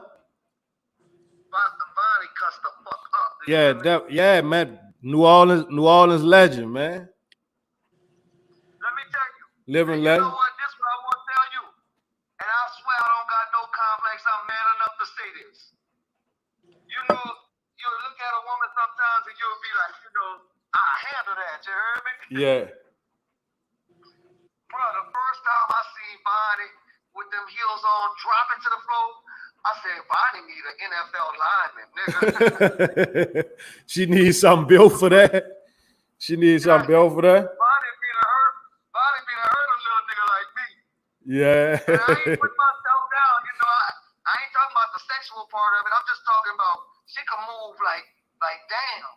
Like I just like to watch that shit, really. Yeah, man. Shout out to Viney, man. Y'all make sure y'all go stream Viney music, man. BOG Viney, man. Y'all go turn up, man. Hey, speaking of Viney, bro, I want to send a shout out to Bobby Jean. And you put me on her. Right shout now, out to Bobby. Right now she got a hot song, Dope Money. She popping in the city. Send a shout out to Bobby Jean, man. Shout out to Bobby Jean. She making moves right now. Project coming, man. She got a new single. A shout out, bro. Like, and you put me on because y'all did the video. Weekend Girl in my house. Facts. We did shoot Weekend. Facts. Y'all Weekend Girl in my house. You feel me? Like, but I was on. I really wasn't on her then, but I got on her after that video when y'all shot it because you put me on that. You know what I'm saying? Right now she got a hot song, bro. She popping right now. You know what I mean? Y'all go stream her music. I think she about to come out on Tidal. I don't know if it come out Friday or whatever. It about to be on Tidal, all that. You know what I'm saying? I've been seeing the little posts and everything. So y'all shout out my dog, man. Shout out my dog, man. I got the only Bobby Jean feature in the city, man. Shout out to my dog Bobby, man, on fire right now, man. Yeah. Weekend Girl was shot in my house. Man. You know so, yeah. I want to make sure we clear just about what we was talking about earlier as far as I'm concerned. I'm making it clear that I don't want no advice from no motherfucker that's not on the field, dog. If you're on the field, then we can run it. But if you a Monday morning quarterback, I'm probably gonna shut you down for sure. So when you say field, you mean equally getting harassed, or you mean my front line? Front line. Everybody role not the same.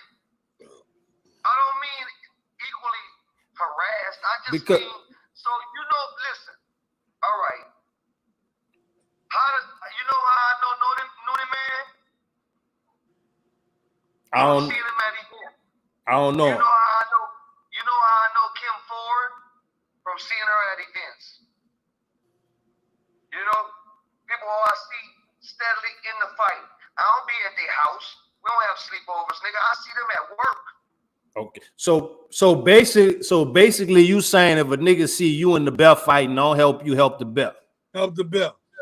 No, what I'm saying is if you see me in the bear fight and I'm fighting the bear because he about to break into the house and kill both our children, bitch, you supposed to be understanding what I'm on from jump.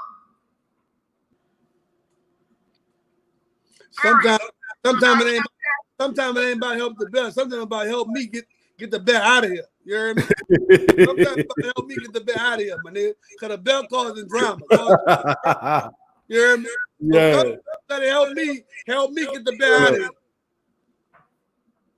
All right. Shout out. Let me tell you, got too much fake running rampant, man. I don't even listen to niggas that don't be outside to validate their thoughts. Period. Real. Every guard look like Curry in the warm-ups. Till you put that defense on their Till you put them on the floor and see how they moving. Yeah, facts. Yeah. Facts. Yeah, no, I recognize real. All right, all yeah. day. I'm from New Orleans, and I got off the force, so New Orleans made me recognize real. Fact. I'm glad you said. I got another question. I got a. So we are you could say we've been around a minute, right? We done seen a lot. We grew up with a lot of people, right? There had people that was off the porch before we jumped off the porch, who was who they was, who was into what they into, right? So the people we knew was slime balls growing up, right? It was some people was just low down, dirty slime balls, right? Go with their move on, you do your dirty, right? Do you show those people respect when they get older? You know, when they say respect your elders and do you respect them when they're old in age, or do you still give them the same energy that they gave off when they was who they was in their prime? But Or do that slate get wiped clean? So I'm gonna give you a prime example of that. Right? I'm talking about people we know was no good. I'm gonna give you a prime example right there. And it's happening right now. It's happening right now. And you know what I'm talking about. I'm not gonna say the name, but you know what I'm talking about. Homie get a lot of hate because of the way he used to be, not because of the way he is now. You feel what I'm saying? Like, right. People change, bro, and sometimes it's due to the circumstances of why you are the way you are. Fact. Sometimes you gotta be a slime ball just to get through. Fact. You feel me? But once you get through, you're able to change and come back and gravitate to people. You know what I'm saying? But a lot of people don't understand. Like, he may have been a slime ball, but it was all business. You feel me? It wasn't personal to nobody. Okay. It was never personal to nobody. You understand? So I did what I had to do to get what I had to get, and I got it. Now I can come back and show love. So, or you will still hold me to when I was a slime ball, or you will hold me to the person I am now? So I say, I'm from the 7, and in the 7, I seen, you know, I come up in the 7 where niggas just murk shady niggas. That's what really happened. Right. Okay. They ain't let them niggas flourish at all. But let's say they made it through. They made it through all that. They didn't get murked. They made it through.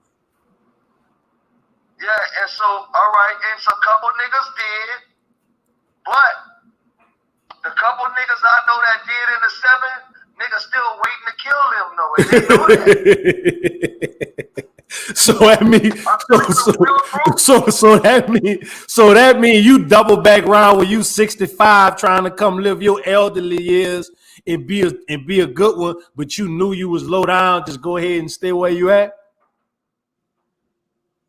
Well, look, I'm just saying, if you know that you ran in somebody's house and fucked over their brother, you knew you was a pound of weed, you think a nigga gonna forget that shit, bitch? When you old and you give a fuck how nice and old you got, bitch. If you did me that, I ain't never forgot it.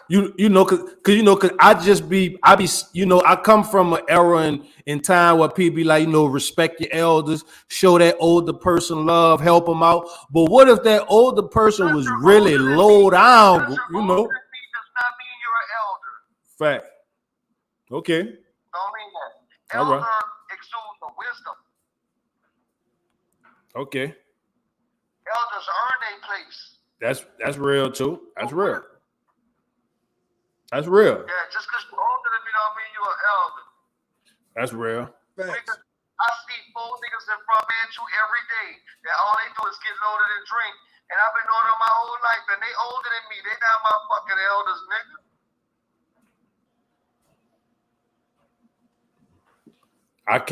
I can't even agree with that. They got some people that was older than me that I might be their OG. Just because of and that's crazy. That's crazy. If a nigga older than you and you their OG, that's crazy. I know. People call me Mr. Byron. You heard me? Yeah. People older than me. And you know what it makes me think about every day when it happens? I used to be with my papa. He was a big-time Mason in Baton Rouge, Bill Powell, right? Okay. And I'd be going around Baton Rouge with papa, and old white men would be calling him Mr. Bill. And I used to say, Papa, why did men older than you and they call you Mr.? And he would just They start respect laughing. him. They respect him. He would just start laughing. A lot of times it's about your position, and it's about your position, and not about your age and nothing like that. It's about, you know what I'm saying, the title you hold, the title you hold. And so you may have people calling you Mr. Byron, It's not the same as somebody calling you OG that's younger than you. You feel me? Because you may hold a title that's bigger than that. So yeah, I'm calling you Mr. because I respect your title. I respect you as a person. I respect your title. But for somebody to call you OG, that's older than you, that's a different story. Because that's a street element. So ain't no way you can call somebody OG that's younger than you. OG not a compliment to me. Because every time I've ever seen OG in his truest sense, it was old niggas sending young niggas head first. Right. For sure. Just to let y'all know, man, quick update right quick, man. Denver just won the championship, you heard me? It was over. 9-4. That's why I ain't even. Denver just came through, clutched that thing, you heard me? So, shout out to Jokic, you know what I'm saying? Them boys did their thing. Shout out. I ain't watch a basketball game all season. I'm done with that shit. I'm focused on real life. Yeah, shout out to Jokic and Murray for winning them a championship, man. Man, so segueing over the basketball, right? What y'all think about the Zion situation, man? There's a lot going on, man. Everybody coming out. So look, I'm gonna say this. Everybody, hold on, time out, B. Hold on, let me say this. We can act like we don't know what's going on. It is a situation because it's all over social media. The whole world talking about it, and that's what's going on right now. If it was supposed to be public, it's not who we ain't talking about who he fucking, and I'm not talking about that part. I'm talking about the part of after he came out and he was happy about his kid, everybody in his life, women included, are making it about them and not about his kid that's coming. So everybody is getting selfish right now. That's what I'm talking about. I'm not talking about the messy part of it. We all know what's going on because everybody's exposing it. We talk. Let me say this first, right? How old is Zion? He 22. And that's hold on. He's 22 years old, bro. He's from the Carolinas, right? Same place John Morant from, right? You give a 22-year-old little boy millions of dollars. He gonna make mistakes. No, whether not he mistakes or not. They might make mistakes or not. He gonna make mistakes. Right. You give a you gotta think about all the 22-year-old people you know in your neighborhood. Facts. He just and not even that part. He's supposed to be enjoying his life and living it up to the best. With that, you feel supposed to. I hate the way black men are handling this conversation because it don't have nothing to do with him being younger from the Carolinas.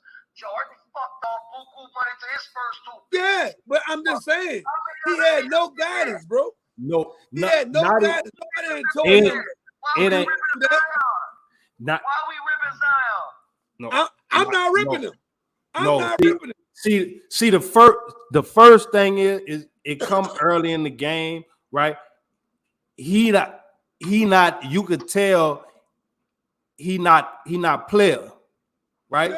By how he handled the situation in the beginning, right? Because if he know he got people with feelings invested, he not supposed to spring that on them in social media like that. You supposed to already have that talk before you make that announcement, because girl and them not feeling some kind of way for nothing. They feeling some kind of way because they didn't know what was going on. As a player, you supposed to say, look, this what happened. This what I'm doing. respect my family. Easy. And if you won't roll with me, because after all that, girl still ain't going nowhere. She did all that. She's still not going nowhere. First of all, easy. Listen to this, right? First of all, I don't care how you feel.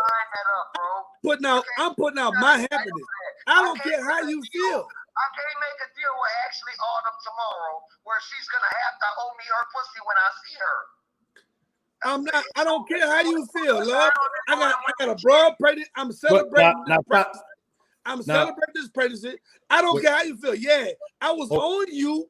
You know what I'm saying? Forget your lifestyle. I was on you. However, this situation right now, I'm more excited about this than you. So I don't give two fucks how you feel about what I got going on.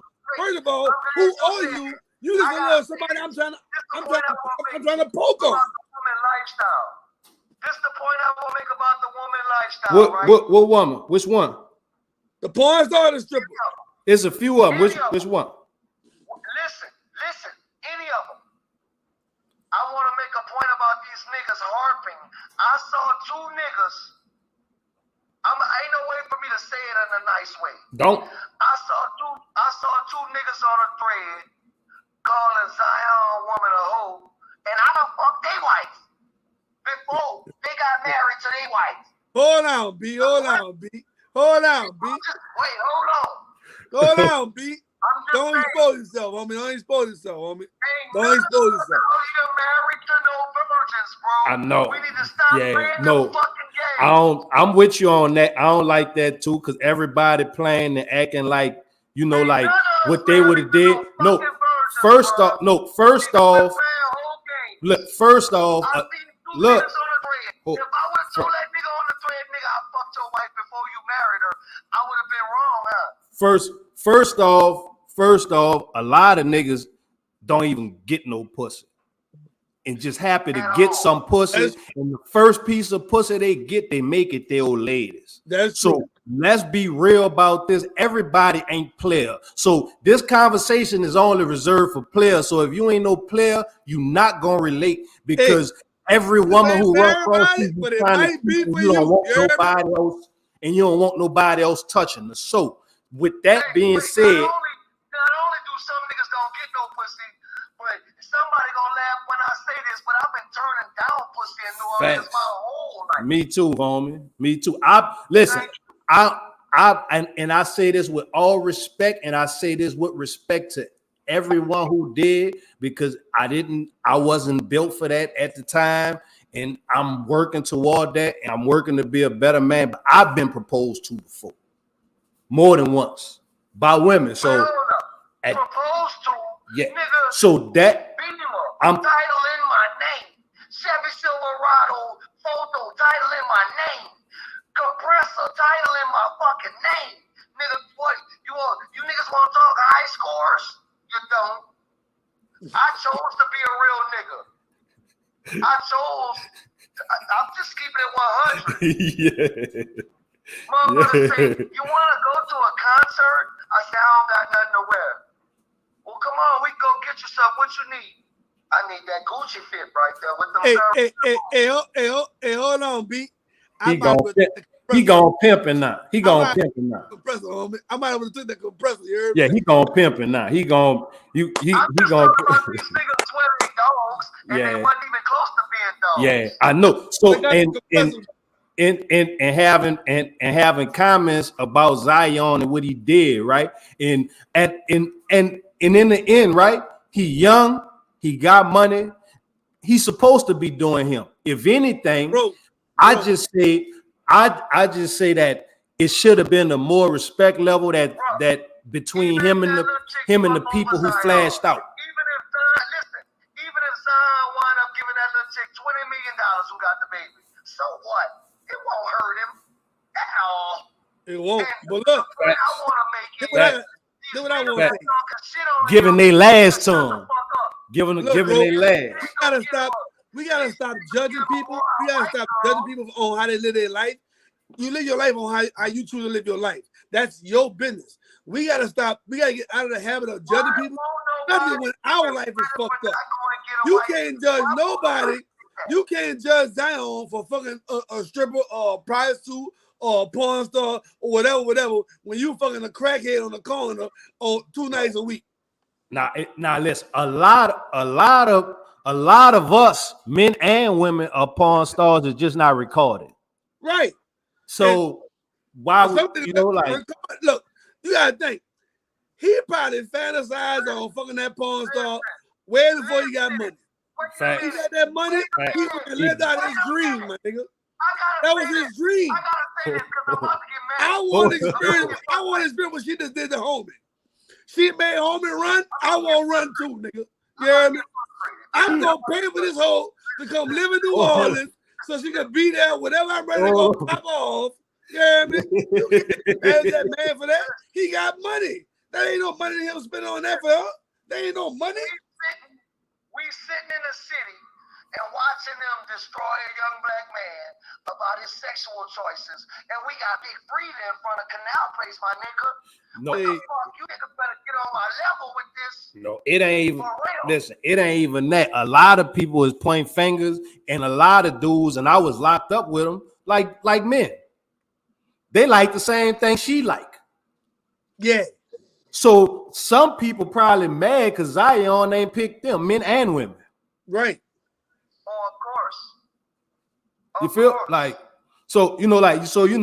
is I understand is like shout out to homie for actually having a life worth living and people actually commenting on it. Now, one thing I'm gonna say is the time he putting in off the court, maybe this will help him focus more on the court now, having a kid, having something to live for, and not just being a young kid with money just wilding. Maybe this will help him lock in and send his career where it's supposed to be. Mm-hmm. You feel me? And now I'm gonna ask you this, B. And you, right?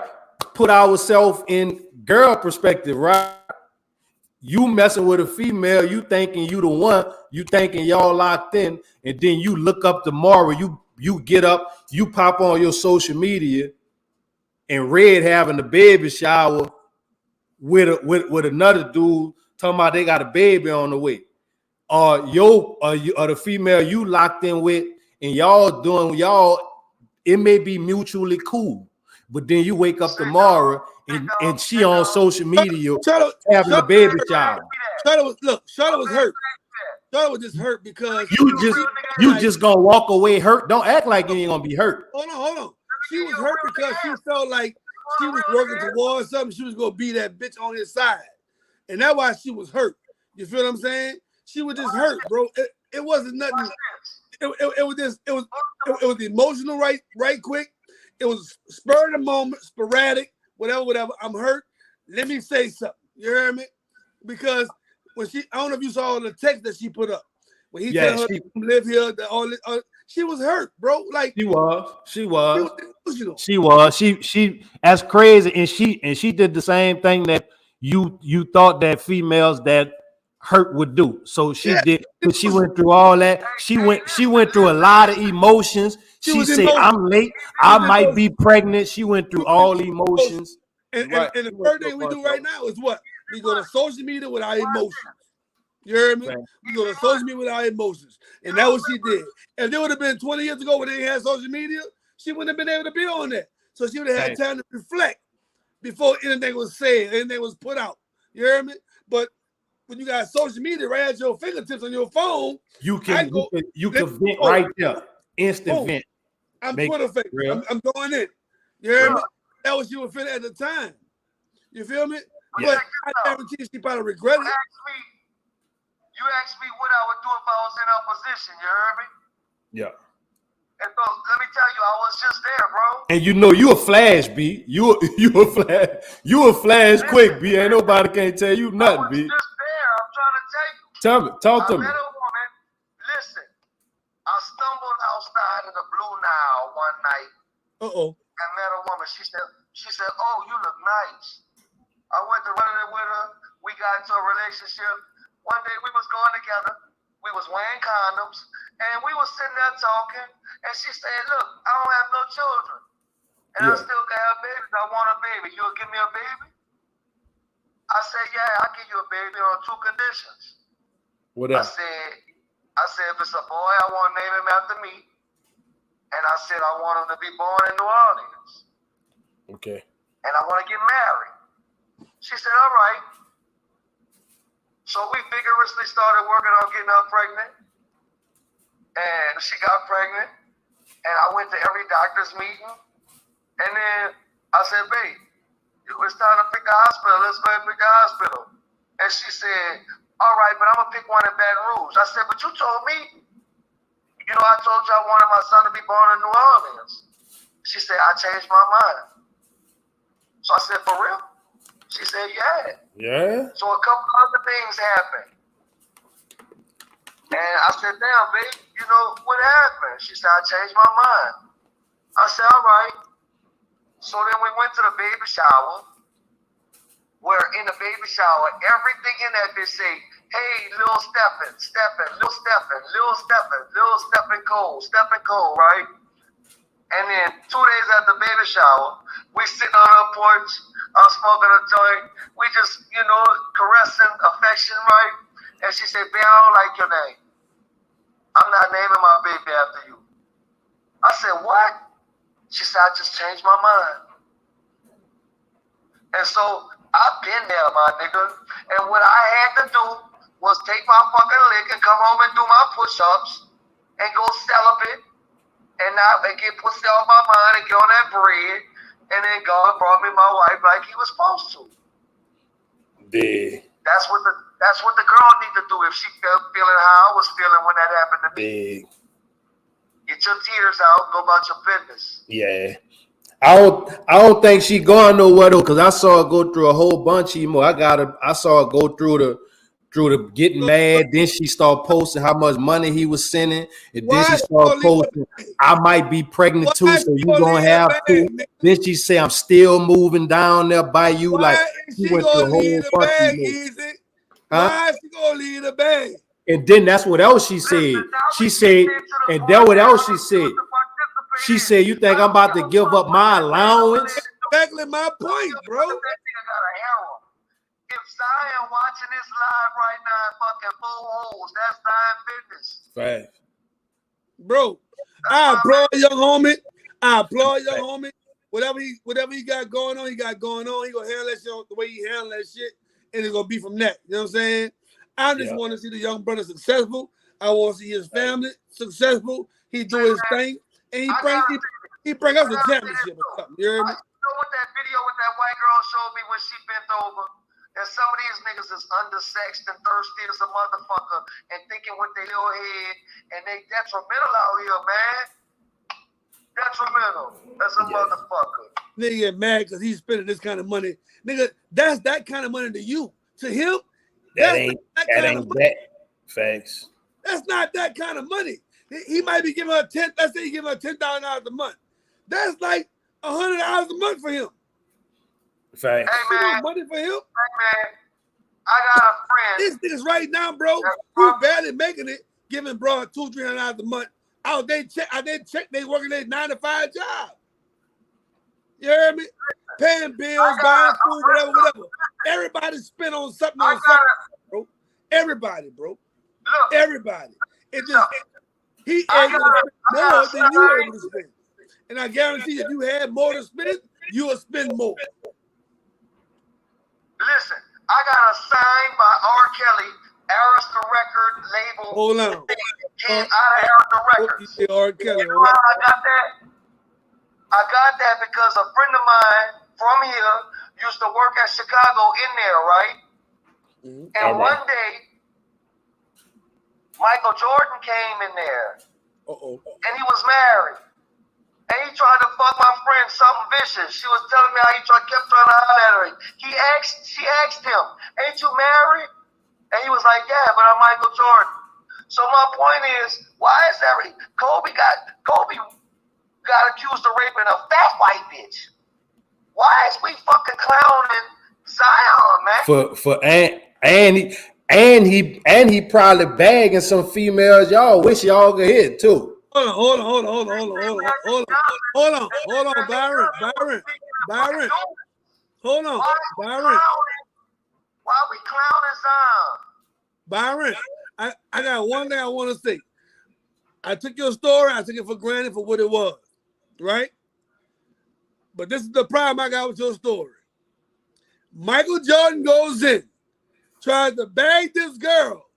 She say, "You, Michael Jordan, ain't you married?" I doubt that shit happened, Byron. I doubt that happened. That didn't happen the way she told you it happened, bro. He might have tried to poke on her, and he probably did poke on her. 9 times out of 10, then he probably gave her a bag. Hey, if you knew that this girl is a PhD and lives in a mansion right now, I don't care who she is. Michael Jordan coming in trying to poke you. I don't care who she is. You would believe what I'm saying. You would believe what I'm saying. I can't get into the sexist shit because my mama was a chick that didn't need no dick to survive. Trust me. I lived in the same house with her every night. She came home every night. Some women don't be about no dick and just fall to dick. I get that. Whatever. Get that. Because it's such and such. Now, don't get me wrong. Wait a minute. Now, wait. I will admit this. I did see on my mama's deathbed that she always did love my daddy no matter what he did. But he was that one nigga. But my mama didn't give a fuck who. And let me tell you why I want you to know this. Because I was in Neiman Marcus in Houston. Yeah. With my mama. Excuse me, not Houston. In LA. I was in Neiman Marcus with my mama when I was a little boy. This is a true story. Yeah. And Bill Cosby asked my mother if she would try on some fucking clothes because she was about the size of his wife. He was flirting with my mother. And I ain't even got to tell you how my mama handled Bill Cosby. So, nigga, is you in love with Jordan? Is you saying that you can't resist Jordan? Because there's buku women I know that say, fuck Michael Jordan. You're right. I was sitting at a table one night with one of my friend girls from New Orleans, and Colin walked up. A lot of women don't want to feel like groupies. He was about to get him some rapper pussy, and she said, "Man, go about your business." And he said, "I'm Common, the rapper." And she said, "I know who you are. Go about your business." Facts. They got a lot of females don't be. I went through that a lot when I was on the road and shit. We'll be on the road with. And females don't want to feel like a groupie. Like, I don't want to holler because y'all who y'all is. In today's time, how rare is it that you find a woman like that in today's time, bro? Yeah, because I'm about to say, don't get it twisted. Because I was just on live about It's not rare. It's not rare. Look. It's not. Hold on now. Let me say my opinion, bro. Go ahead. I got a wife that done dated football players for the NFL and shit, bro. I got a wife that if I start saying the names of the niggas in New Orleans that was trying to fuck my wife, nigga, before I got my wife, I know what the fuck I'm talking about. Every woman ain't struck behind no fucking dollars, nigga. No, but don't get it twisted. There's a lot of females who hypnotized by that fucking TV and that fame. I wouldn't have my wife. There's niggas out here driving Benzes that was trying to fuck my wife, bro. I know this. I'm telling you. Every woman not like that, bro. No, not all, but it's half and half. I'm gonna give it half and half. I'm at least give it because I'm telling you.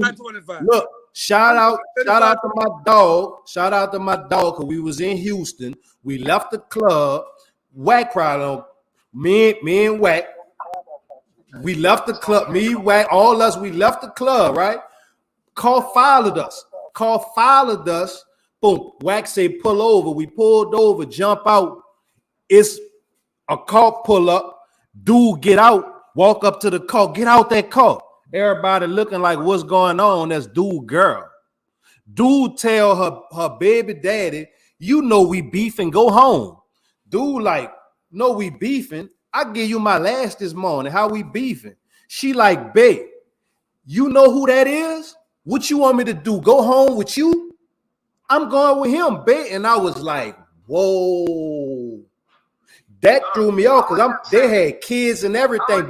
But just from BET, radio and video, she was ready to throw her whole life away to come with us. And when dude went home, we went to the strip club and she sit in the car while we went in blue flame on the south, on the west side, southwest of Houston.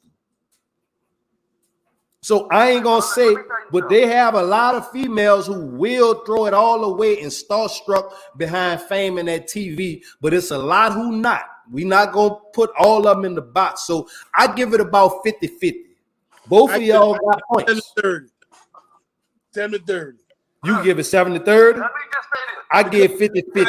I give 50-50. Let me just say It all depends on how you raise too, bro. You know what I'm saying? In my opinion, my wife is beautiful. That's my opinion, right? And I don't expect everybody to agree with me. Okay. But I'm gonna say this. I thank God that what you're saying is wrong. Because I know two niggas was trying to holler at my wife that makes 6 figures. Your wife is rare, B. You caught one. My wife was a Desire Project, dog. You caught one. My parents was addicts. You caught one. She rare, B. You don't find that often, dog. You caught one, but all of them ain't like that though, B. Don't get it often. twisted and think every female you meet You don't ain't find like that that. often, B. You No. got one. You got one. I saw some. Look, I hope to God I find one like you found one. Listen, I got a sister named Linnea Baker. She make $200,000-$300,000 a year. how old she is, B? That's different. How old she is, B? Making her money, bro. So she don't have to fall for that bull. How old? In California, that make 200 racks a year. How old is B? Women that's making money is not living like that. Women that's making their own money not living like that, bro. They're not living like that. It's the ones who ain't making their own money, who not making $200,000-$300,000 a year. You hear me? How many women you know making that kind of money a year? It ain't that many. It ain't that many. I just mentioned them, but my wife ain't rich. And I'm not saying. And like we said, you found one, B. You found one. You found a needle in a haystack, my nigga. You found one. I applaud you for that. I hope I can find one like you found one. I hope I go in a haystack and go find that needle in that haystack like you did. But I ain't found that one yet. I got a lot of fire friend girls, man. I can't say a needle in a haystack. All right, you might know 2 needles, nigga. You might know 2 needles, nigga. Right now, listen, the only reason why I'm still speaking right now is because, fuck, I got to stand up for my mama, I feel like, in this conversation. And I got 4 biological daughters that are not like that. They don't give a fuck. I'm not saying everybody like that, B. And they all got their own money, like that. But the majority is like that. I said 70-30. So the people you talking about in that 30. You know more than 30 than the 70. I know more than 70 than 30. So let me tell you this. I think it's more fake ass niggas that don't know how to lead than it is gold digger women. I take that too. All right. I take that too. If you take mine, I'll take yours. I take that too. Because listen, I was one of them niggas. I done already had me. Listen, my wife is God's blessing to me because I done had multiple girls from New Orleans that was ready for me to let them for me to leave them, and I didn't know what the fuck I was doing when I was 20 and 21 and 22, and they went about them another nigga who did, and I can't be mad about that shit. Thanks. Right. So look, B, I'm on both sides of the coin. I'm on both sides of the coin. So I know a lot of women in that 30%. But I know a lot of women in that 70%. I know both sides of the coin, B. I know both sides. If I didn't say what I said just now, they would have kicked my ass tomorrow. I know too many real sisters. I know a lot of them too, bro. I know a lot of them too. Yeah. I know a lot of real ones too. You know what I'm saying? But a lot of times though, it be the ones you're attracted to that's not. A lot of times it be the ones that we attracted to that's not. And I was like, hey, what y'all doing? How y'all here? I'm glad y'all came to see me. They said, nigga, we came to give Diane a graduation present. We gotta go. My friend girl, I got some fire friend girls, nigga. Now, I know some niggas don't want to fuck with them because they can't tell them what to do. And they can't tell them what to do because, nigga, if you can't exhibit that you can handle, you know what? I asked my girl one day, my wife, I said, babe, why you let me lead you? She said, because you can. Right. She said, niggas always want to try to lead me and they don't know how to lead me, Byron. And that's an issue. You should. That's like going to be applying for a job to be a rocket science engineer, astronaut. You know you ain't took now math class, nigga. Right. You know what you running up on when you run up on it. You know if you ready for that or not as a grown man. Yeah, and too. Now let's speak on that too. Some women need to know how to let go and be led too, because some women be so used to leading, they don't know how to let go, and they'll feel like they got more of the answers than you. And sometimes some men are jumping the passenger seat and let a woman drive them into the brick wall, even if they know what's about to happen. But just the fact that they don't want to let them. I got a real. That's what we just got through telling you, though. We just got through telling you came up on one. That's why you're supposed to keep. We just told you that. You feel me? Like you found one that was ready to submit, knew how to submit, and don't have no problem doing that. Everybody can't find them like that. So that's why we was telling you found you one. So submission ain't. But I was just trying to point out that submission is not demanded, it's commanded. And that's what niggas don't understand. I could have let the other ones do the same thing if I would have understood that back then. That's all I'm trying to tell you. Look, yeah, but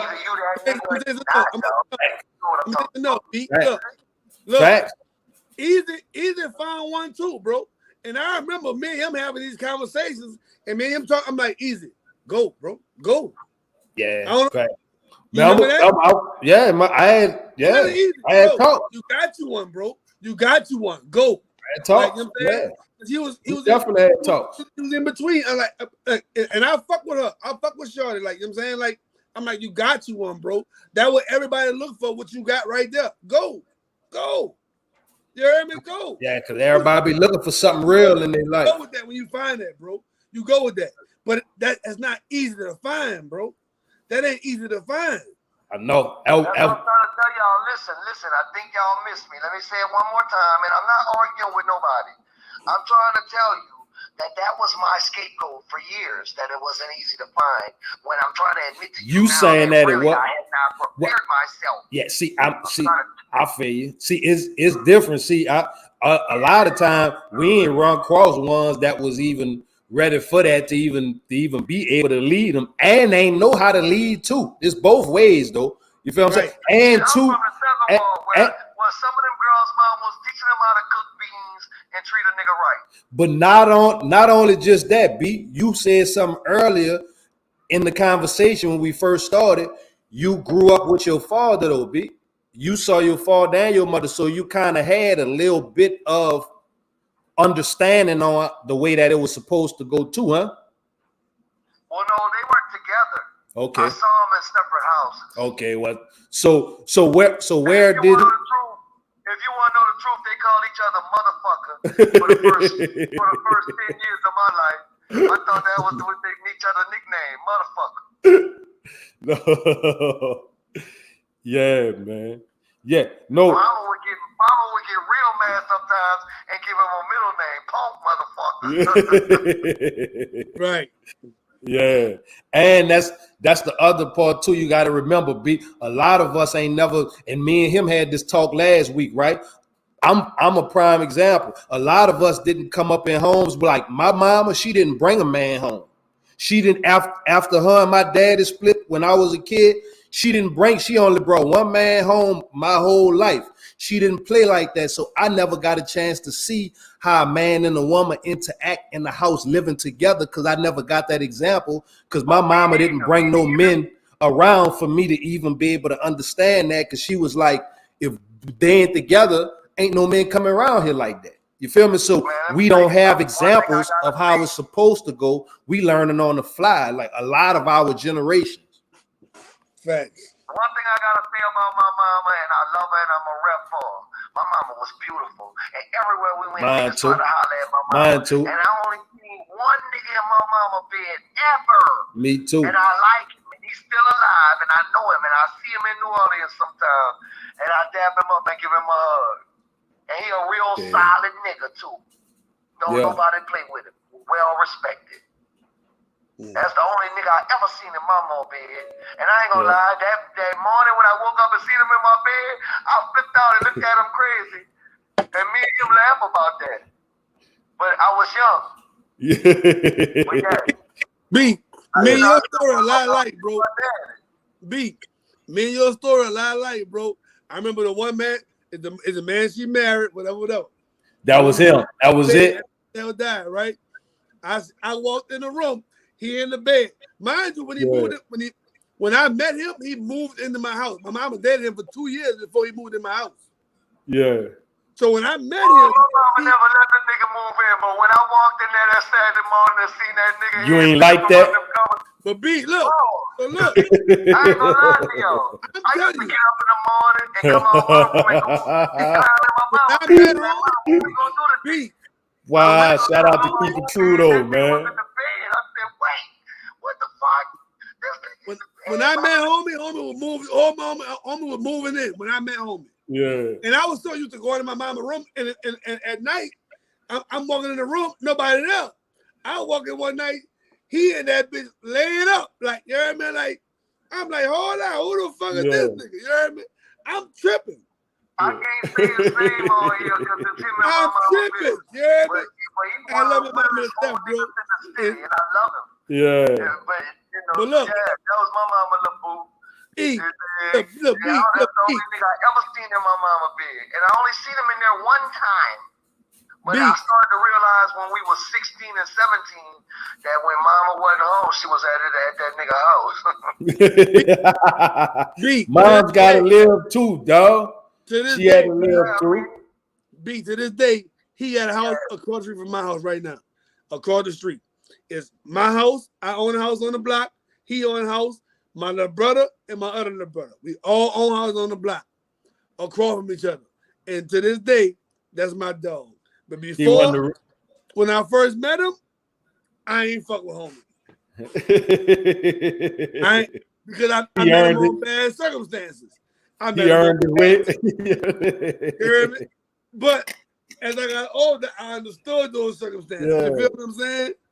Like, you know what I mean? So it is what it is. Yeah, you know, just that. I can't lie to you. I can't lie to you. I tell people the truth all the time. I've had an extraordinary life. That's how I know God got me where I'm supposed to be. Right. So my daddy, the first time I saw my daddy, I got off an airplane that I was on by myself at 4 years old. And this nigga walked up to me all minked out. He was making 6 figures in the 70s. And had a fresh ass crib and all kind of nice shit. And so, when I first met my daddy, I came from the hood of New Orleans and got on the airplane and flew to Kansas City. And when he started walking to me to come get me from the stewardess, I ran from that nigga. I thought he was a big old bear. Because he had on all fur. Fur had everything. Yeah. But I slowly began to realize that my daddy is one of the realest niggas to come out of New Orleans ever. From the beginning. He stayed G'd up. Every time I meet an old lady that went to school around my daddy, they all say he was the shit. He was the championship quarterback at Walter S. Coyne. You heard me? And my daddy had a fire job my whole life. I don't know what it's like to be hungry, have my lights off, not have nothing I need, plus what I want. I don't know until I got grown. Was the first time I ever experienced that. Word, man. I asked my daddy what Africa looked like. That nigga brought me twice. I asked him, they said, why he nice, daddy? He said, we gonna go. It was 2 weeks later. I was at the Pro Bowl, nigga. You heard me? I asked my daddy, what is Europe? When they said civilization started, daddy, what that's like? He said, come on. And we went everywhere in that bitch. Shout out to everybody who had their daddy, man. I wouldn't even know what that felt like, man. Shout out to all the fathers, man. I've been to the Greek Isles, the exclusive ass Greek Isles. I've been there. Hydra, Poros, Crete. Niggas don't even know what I'm talking about. Shout out to the fathers, man. Twice. The second time, I was in the green room. Mike walked through that bitch. I've seen Michael Jackson in real life. I sat at the table and had dinner with Bill Cosby. And he offered me a pudding commercial. Real life, bro. That's why when niggas say I'm on here chasing cloud, I be like, what the fuck? Who the fuck are you talking to? You must don't know Pilot. Word, man. Hey, Shout out to all the fathers who really been there, you know what I'm saying, who want to be there. Happy Father's Day to y'all, because we gonna be back on the Monday after Father's Day. But shout out to all the fathers. Happy Father's Day, man. Like, I see a lot of people be there. Happy Father's Day to my father. That's why my confidence is real. Because if you told my daddy you thought you could do it, he said, nigga, let me see. You ain't gonna just talk about shit out here. You talking about you could don't, let me see you don't. Or don't say that no more. Big, man. That's how we was raised. Shout out to Papa Cole, man. You know what I mean? Hey, look, man, look. I know we ain't get a chance to touch all the topic we want to touch. Dr. Cecil Cole, man. And one Dr. Cecil Cole. 2 doctors. And I won't say it's a blessing too that a lot of us come from New Orleans, where there's a lot of strong women, y'all. Like, that's it. It's a lot of strong women in the city, so we all are a product of strong women. I told you, my daddy died. My papa died while my daddy was in the womb. My grandma built that nigga. When I tell you I'm one of the only niggas I know from New Orleans, we got a family crest, a code that has 5 different things in it: integrity, transparency. You know what I'm saying? Like, this is shit my grandma used to tell us when we was little. She meant that shit. If you wasn't paying attention, she'll pop your ass while she was saying this. You hear me? Yeah. Yeah. And so people don't understand that I ain't just talking crazy. I'm fighting because I'm real indigenous. The Busy Bee Cab Company, the first black cab company in New Orleans ever, Coles. That's us. We've been in this bitch. You heard me? Yeah. The motherfucking Crystal Palace uptown, Bubba Cole, my daddy oldest brother. We ain't just fall off no fucking turnip truck. We've been out here. Yeah, my daddy walked Saratoga Street like every other nigga uptown and handled all his business. And I told you, went to college and was the quarterback. Championship. Went 2 years. Lost his junior year, won his senior year. Nigga was cold. Big, man. Uptown New Orleans nigga. Big, man. Shout out to Papa Cole, man. Dr. Papa Cole, man. And I hate to be redundant, but it's actually doctor twice. Dr. Papa Cole, man. Yeah, 2 degrees, 2 different doctors. I saw you about to say something. Heard what you were trying to say something. I ain't saying nothing. But you can't call them Dr. Cole. Once you're a doctor, you're a doctor, nigga. I know, I'm sorry, but I did want to point out that he had two doctors. Two degrees. I got you on that. I got you on that. Dog. You got 2 doctors. Some people are PhD doctors, and some people are medical doctors. Got you. I got you. 2 doctors. I got you on that. But once you're a doctor, you're a doctor. I know a chick that worked for the CDC. She's a medical doctor, and she got a doctorate. So she actually is doctor, blacka, blacka, blacka. That's not how you address her, though. That's not how you address her, doctor. No, that's not how you address her, but it's the truth, though. It's the truth. That might not be the way you address her. But you can only call her doctor such and such one time. You can't. Doctor ain't what you call her. She a doctor, she a doctor. But, you can't double the doctor. Yeah, you can't call her doctor. You hear me? Which I think what you would say is Dr. John Doe, MD. Right. Yeah. I think that's how you say doctor, for real. But my point is, I was just pointing out here. But no, I wouldn't say that, because even if they only got one doctor, you still say Dr. MD. Like, regardless, you still say MD at the end. So my point is, so how do you know if it's a doctorate or if it's a medical designation? How do you know? Now I don't know that. I can't tell you that. Yeah, that's what I'm saying. That's what I'm saying. Once they're a doctor, they're a doctor. No matter how they become a doctor, they're a doctor. I know they be having MD in some of their names and all those kind of terms and abbreviations. That's MD, medical doctor. But it's like Byron says, it's a doctor. Somebody tell us in the comments. Yeah, if y'all know, let us know. The comments will tell us, trust me.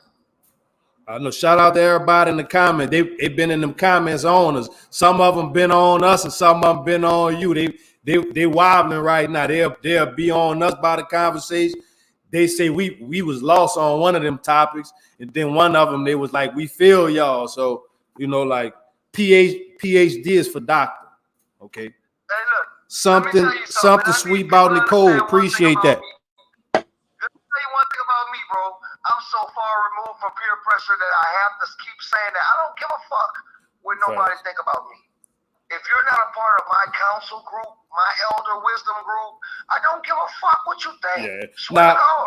definitely. But I don't have no problem with them having their own opinion because everybody not going to agree with everybody. You feel what I'm saying? You're supposed to have your own opinion and your own outlooks. You feel what I'm saying? Now, it's also. What is an opinion? So let me ask you this. Come on. This is what I need you to tell me. Watch this. Come on. I'm going to make a real point right now, okay? Come on. What is your opinion on the mating rituals of the African sloth? Answer that. That's a real question. What's your opinion on that? Come down a little bit because it get a little bit technical with the words you're using. So come down a little bit. Okay, so this is what I'm asking you. I need you to tell me what is your opinion on the mating rituals of the African sloth. That's an animal. Can you answer that? What's my opinion on the mating rituals of African animals? African sloths, a particular animal, a sloth. I wouldn't even. I'm not gonna set you. Listen, I'm not gonna set you up for failure. I know. You know why you haven't answered me yet, bro? I'm about to tell you. I'm not gonna answer you because if I don't fully understand what the question, I'm not gonna guess. I'm not gonna speak on nothing that I don't have proper information on or I can't properly answer. But if it's something that I understand and I took time to break down and find out the definitions, and I hold on, exactly. And if it's something that I have an accurate understanding on and I did my research on, I'll definitely answer. So that's why I told you reword it, and then I'm gonna say reword it again. So my next question is, what? Give me the terms for the words for sloth. What is an actual sloth? Give me that first. So wait, listen. I didn't want to go that technical. Okay. You made my point. Okay. You didn't answer because you didn't know what the fuck I was talking about. Definitely. So you couldn't have an opinion on it. That's my point. Definitely. So my point is, every day I make a fucking post where you can go look at the thread for yourself and see. I have a barrage of niggas who don't even know what the fuck I'm talking about, but they have an opinion on it. Yeah, no, I can't have an opinion. If I don't know something, I'm gonna tell you I don't know. If I know, I only know what I know. Everything I don't know, I don't know. And that's why I wasn't speaking on the situation with Byron earlier with the woman, because I didn't see it. Yeah. So I can't give you an opinion. Facts. I can't give you an opinion. Facts. I appreciate that, bro. Opinion. So I don't know. I'm not gonna give you an opinion in the blind of what I thought may happen. No, if I didn't see it, I can't give you an opinion. Yeah. That's real. That's why I was quiet. We see these threads where motherfuckers start jumping on, right? So listen, it's kind of like this. This is the example I love to use. I done pulled up in the 7, and pulled in my mama driveway, and buku niggas from my hood was standing on the corner, and I done pulled up in a new car that was new to me, and I done jumped out and walked over to the corner right there on Durjuan Aubrey and said to my niggas, man, that's my new whip, and never failed. One nigga always said, man, I don't really like that car. That shit raggedy. And never failed. It never been in one before. It never been in there before. He ain't have no car. Yeah, not even that. Ain't never drove it. Yeah, don't know what it looked like in the inside. Nothing. He just got a thing. Hold on. It's not about him not ever been in the car, haven't drove the car. He don't even have a car. That's my point. He don't even have a car. So for you not to like another car, how can you not like something that you don't even have? Turn my TV on something for me. I ain't gonna. Because if I don't have a car, I like whatever car I can get right now. Not necessarily because when you get some money, you know you're not going to buy that particular car because you don't like it. You have the money to buy a car because you don't have one. So let me tell you something else too that people have to understand about me. And I'm not trying to get nobody to change. Hey, my phone going dead. Come on YouTube, B. Fuck. We died, man. We was on fire on there though. My phone, he got to come on YouTube, man. The phone died, man. Man, we over that 3 hours. Then we over that 3 hours. Hell of a show. We had 2.5 right now, man. Yeah. Yeah, man.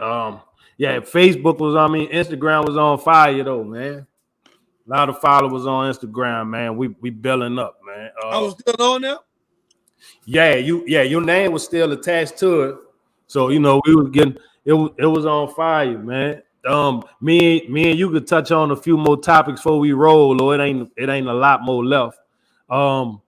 What you thought about the Travis Rudolph situation? You was on that? No, I wasn't on that. What happened with that? He got into it with his girl. His girl called her brothers and told him, come shoot this shit up. When her brothers came there to come shoot it up, homie killed one of them, and then he went to jail and he was on trial for murder. Now he beat it, but she told her brother and them come shoot this shit up. And then when she was on the stand, she said, I ain't mean shoot him, I mean shoot everything but him. Like what? The house. Shoot what? Like the sofa? What she said everything but him. She said everything. With the shoot. Shoot. And homie went to trial on it and he wound up beating it though. Yeah, I ain't know. I thought you caught some of that, man. No, I ain't see that. I ain't mad at that though. Yeah. That's just like the Gucci man when they came to steal the chain and all that, he wanted to pop the nigga. Same shit. That's self-defense. Facts. That's self-defense. You can't get mad at that. That's self-defense. He got a free body. That's a free body. A volunteer for that, huh? That's a free body. You volunteer to die. Facts. That's one thing I want to say. Females, stop putting your family members, your brothers, your cousins, and your beef with niggas, sending niggas on these missions, and these niggas end up getting killed because niggas don't even know what they're walking into. You hear me? Stop doing that. If you got a beef with somebody, handle your beef, but stop sending your family members head first. Yeah, because you send them, and you send them and they die. Right. You're gonna be over there feeling stupid, thinking your people Iron Chest Charlie, like the other dude ain't living like that, because of your perspective of him, and not realizing. You gotta stop. You gotta think, a scared person to hurt you quicker than somebody who living like that. Bro, listen, right? Just because you living like that, don't mean nobody else living like that. Facts. Just because you head first, you wilding out, don't mean nobody else willing to wild out too. You feel me? So when you go in these situations, you can't just think you the baddest nigga in the world because it's another nigga badder than you. That nigga badder than him. That nigga, you know what I'm saying? It's always somebody willing to go the extra mile, bro. So when you going ahead first, especially behind a broad come and call you, say, go handle this for me, and you don't even know what the fuck going on.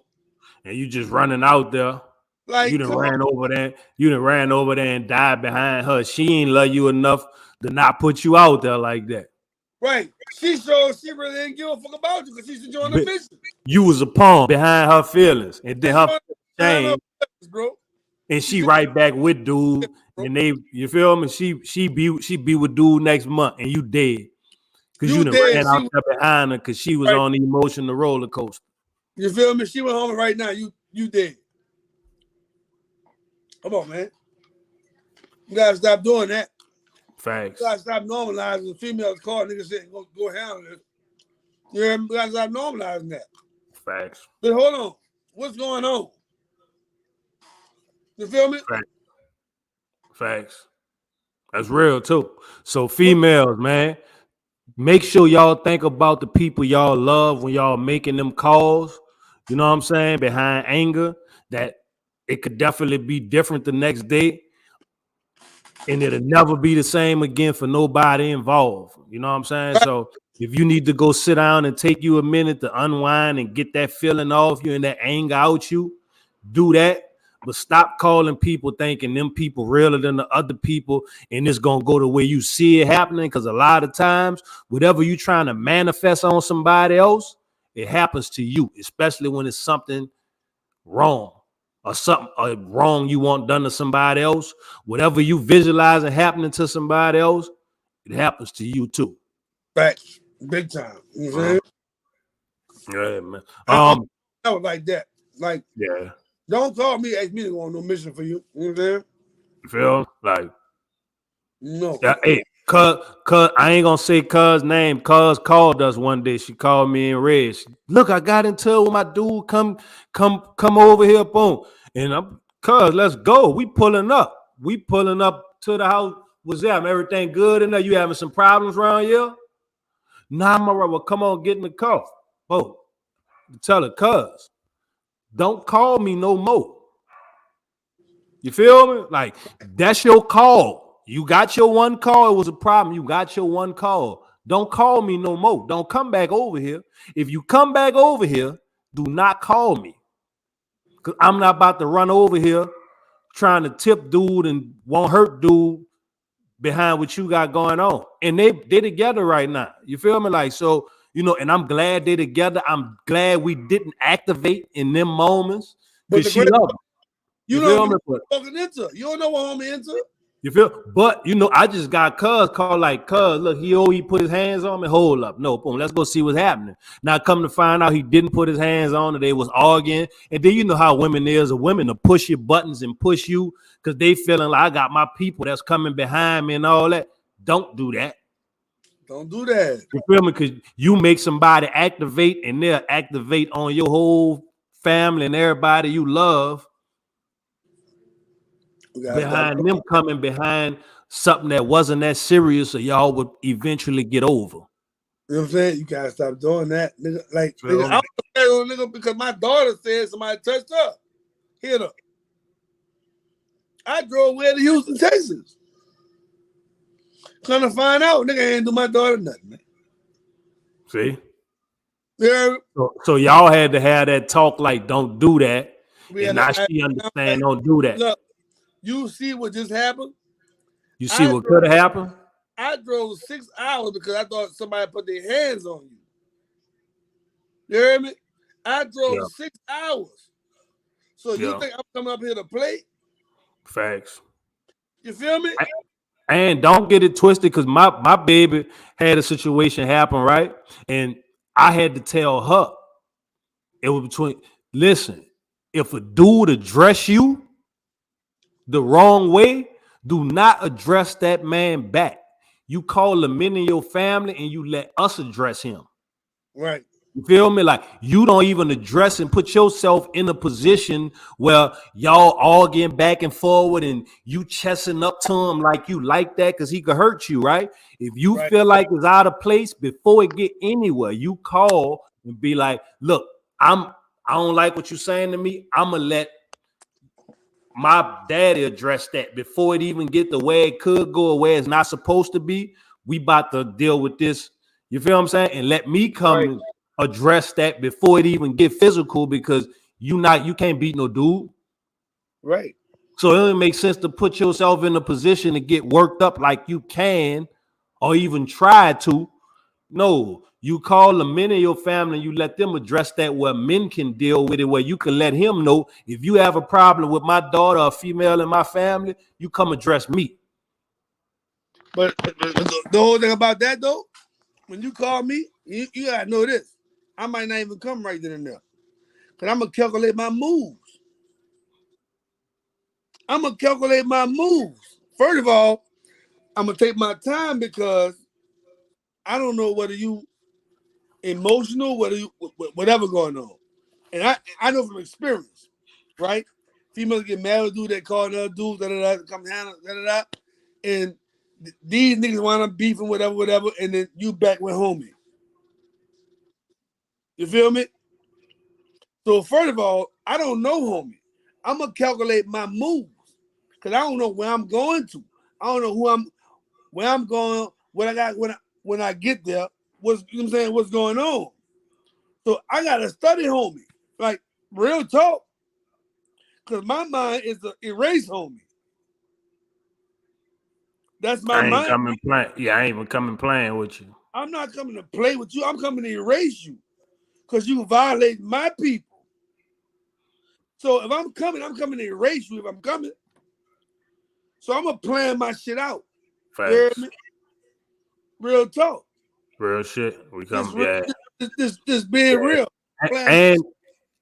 And that's why I say, and that's why I told my family, if you into it with a man, let us address that before it even get to that point. Because once it's there, it's there. So you do better letting us come address it and deal with it. You feel what I'm saying? Like you doing.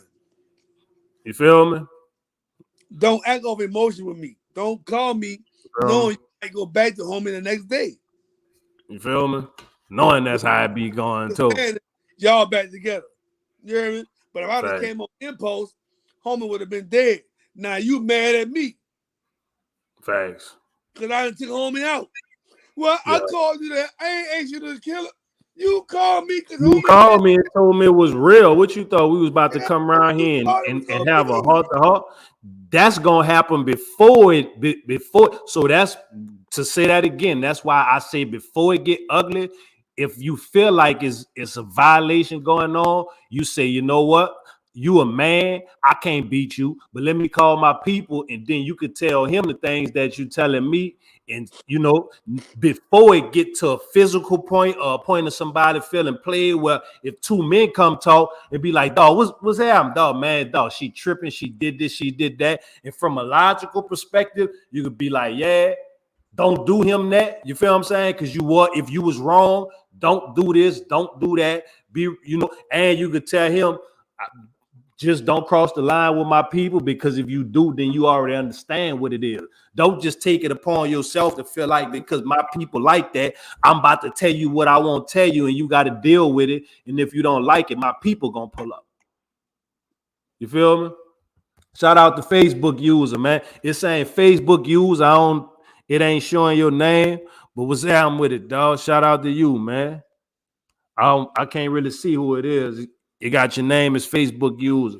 Appreciate you coming through the building, though, man. And then before we get out of here, man, I want to talk about the Floyd Mayweather fight. We got to touch that. That's man. Yeah. So look, Floyd pound town on homie, right? Floyd around, but Floyd, he getting to the point where nigga make it a fight. Like people coming to see this, make it a fight. So Floyd taunting them, whatever, right? Homie start trying to taunt him back, whatever. Floyd pounding him, though. You know what I'm saying? Yeah. Referee called the fight, like, nah, this over with. You ain't Floyd beating the piss out of you, my nigga. I'm gonna cancel this early. So I think it was because it was getting. I think because it was getting rough and it was getting away from boxing, where they was doing a lot of talking and started wrestling. A lot of right. You feel me? And homie know who John Guy to the third family is, so he probably he see where it's going before he let it go to where it's going. Let me go ahead and stop this right now because I see it's getting personal in here. Let me go ahead and stop this right now because it's personal. Y'all calling each other words and cursing each other out, and it's getting personal. Let me go ahead and stop this because it's past. Right. Go ahead. So let me tell you this. At the end of the day, right? I saw who TMT is, nigga. The money. I saw who TMT is. Yeah, who TMT? The money is? team. Because when they stopped the fight and Homie tried to rush Floyd, money team Floyd was backed him, right? Floyd backed him. I don't know if you saw the back. He backed him. No. The money team was in there. Nigga, when I tell you, It was about 30 niggas off the money team, nigga, surrounding him. Bitch. Everybody. He got an army. He got it. His people love him. Bro, when I tell you the money team Showed up. Over them ropes, nigga. They showed up. Hey. Black with the hat on was with it. Black with the hat was in the middle of everything. Like, I wish one of y'all would swing at me. You hear me? Whoever wants some, get some. You hear me? You ain't about to touch Florida here like that. Not like that.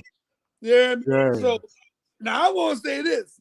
Because I know what is. Is Floyd safe? That's what I want to know. Is Floyd safe? That's my thing. You hear me? Is they taking this personal? Nigga, if Floyd's safe, is the niggas who came in that ring safe? Because they got some niggas right now rewinding that tape, looking at every face that was on there. On them, like who that is. They doing their research. Yeah. So is this ring beef or is this street beef? I don't know, because Floyd was taunting Homie so bad. And mind you, Homie John Guy III was a fan of Floyd Mayweather. That's why he wanted to fight. I saw that. I saw that part too. You know how Mayweather taunt his opponents. So why would you be that upset to the point where your hand in the way too? I can't see your face. Oh, all right. Yeah. So why would you be so mad about him taunting when you're a fan of Floyd Mayweather? So you already know what Floyd do, and you know. No, I got a question. I've been holding this question. I got a question. If you've been getting beat up the whole fight, he showed more aggression when he found out the fight was over than he showed while the fight was going on. While the fight going on, he ran the whole fight and just let Floyd punch on him and balled up. And then once the ref say, nah, now all of a sudden you won't get it on. You only had 2 rounds left. If he wouldn't have stopped it, you would have balled up and took the punishment them last 2 rounds too. So why, when the fight over with, you turn the Iron Chest Charlie, John Guy III? No disrespect, because you got in there with him. No disrespect. Because you got in there with him. Fan. I'm a John Guy fan. I'm definitely a fan of your grandpa. I'm definitely a fan of your grandpa. That's the grandpa now. Let's not get it twisted. But my question is, why get so aggressive when the fight over? Why? Why that what you was supposed to do when the fight was going on? You was supposed to do all that, not when the fight over with. But I don't know if he did that coming out, the fight might have wouldn't have lasted that long. So what he was waiting on? That Floyd that Mayweather gave him when he came rushing through there. That you heard me? John got it. He had to catch himself, good. And back up, huh? Then that went home and them came. Once he papped him, it was TMC over the ropes, nigga. You heard me? Everybody on TMC was over the ropes, nigga. Right. You heard me? Everybody was over the ropes, nigga. What you want to do, homie? It got real.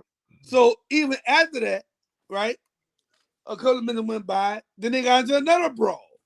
In the ring, and they got another one in the back too. Right. So I don't know how to go play out for Floyd, because I know them. I'm a Mafia fan of the mob.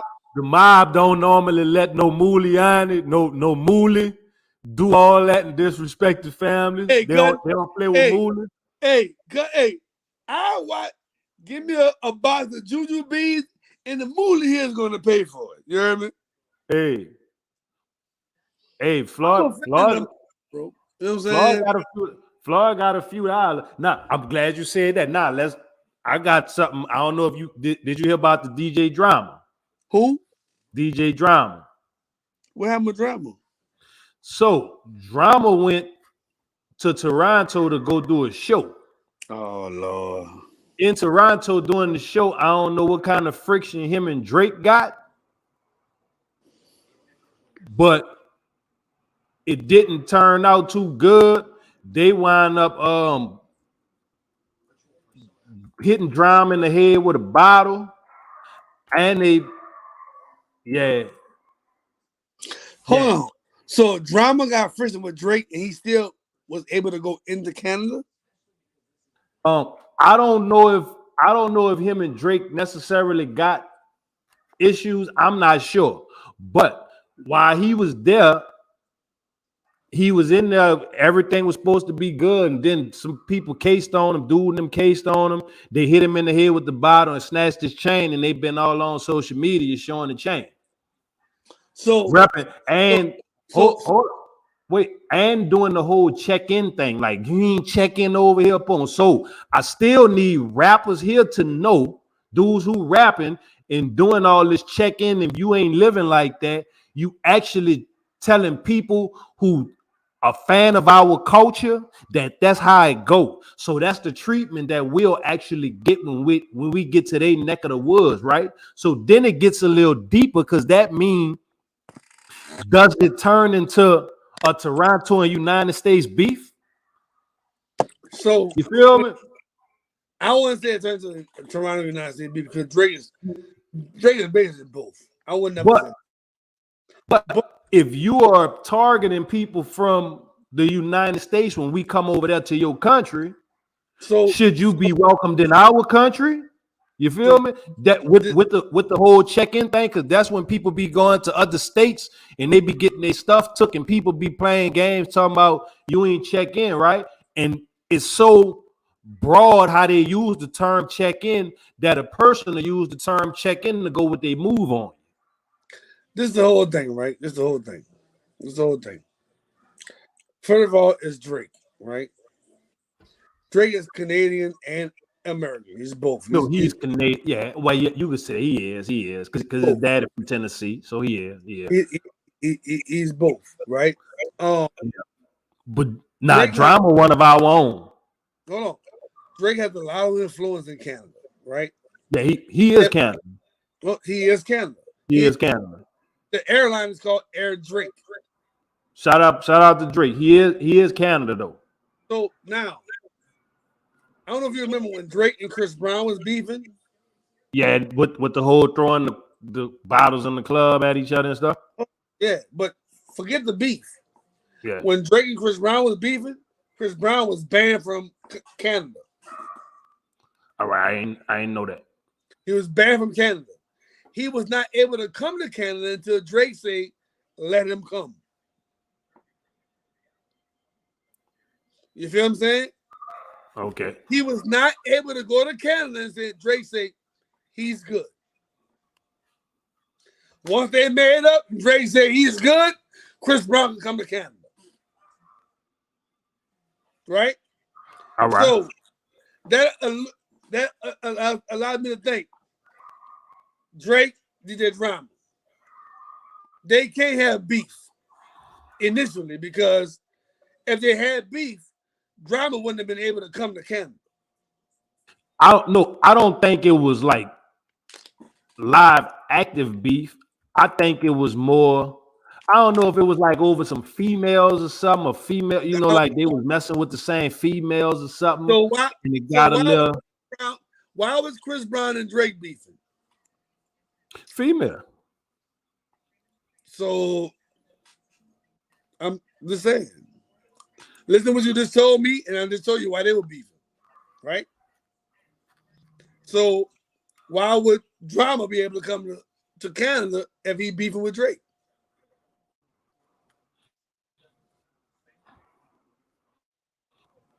I'll wait. Let me pull it. I won't pull it up so you can see it. Hold on. I ain't see it. I'm just speaking on. I'm just speculating. Yeah, I'm about to show you home and then with the chain.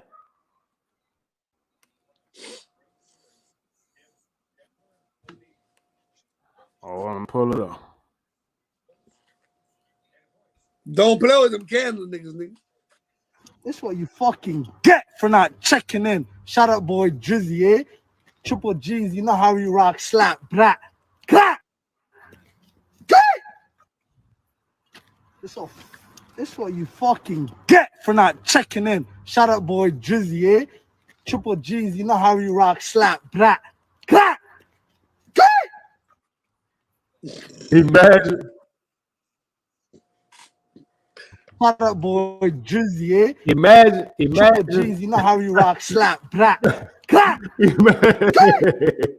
hold up, hold up, You man. fucking get Hold for up. Let not me checking hey, in. let me- Shout out, Yeah, boy hold up. Drizzy, for eh? real. So listen, Triple G's, you know how we rock, so, slap, so brat. I'm talking.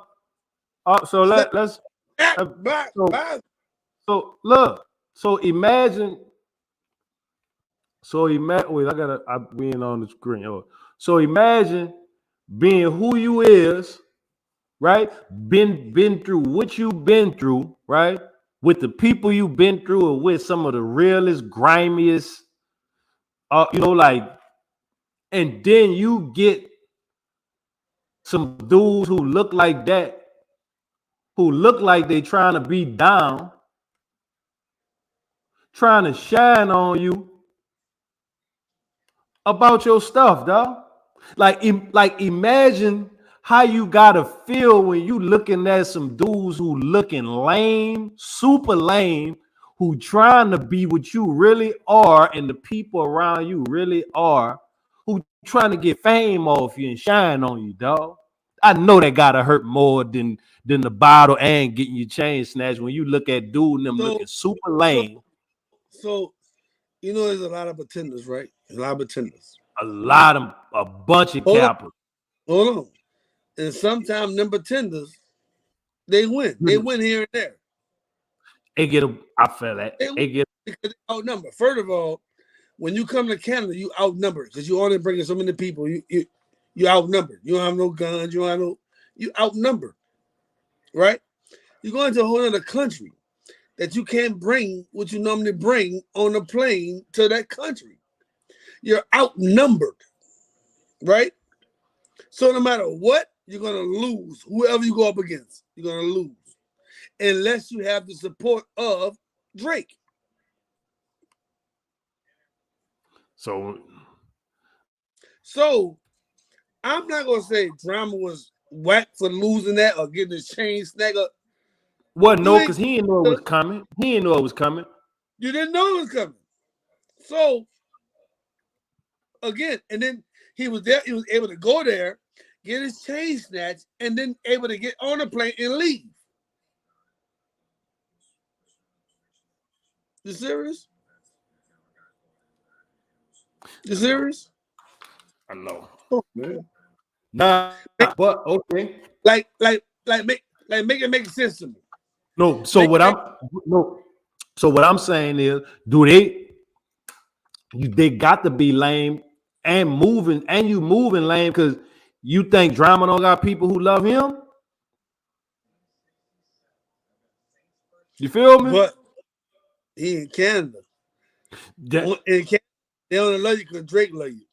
if it keeps going the way that it's going around the world with this check-in stuff and people trying you when you in different cities and different states that you're not from, everybody is gonna be stuck in their own region where you can't leave out your region. I'm asking you this. When you travel, you're not from California, right? Yeah, I'm both now. No. I've been there a minute. I'm both now. I Now move you around like I'm from here. hold on. Now you are. When you first went to California, did you have a chicken? No, Ask a question. no, He said, I'm asking you a yes or no, no. no. But I still, it's a double question. No, but I still have my people here that I do stop through, that I was stopping through Highland at when I got here. It's not checking in because I'm coming to them. That's where it gets misconstrued. The people go to talk about checking in like you checking in for somebody to save you. No,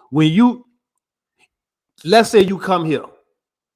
When My you land, question is, no, my when you question is, land in LA, did you have who to check in, bro? did Forget I the have to? Did I yes. have to? Was it Right, mandatory? No. right.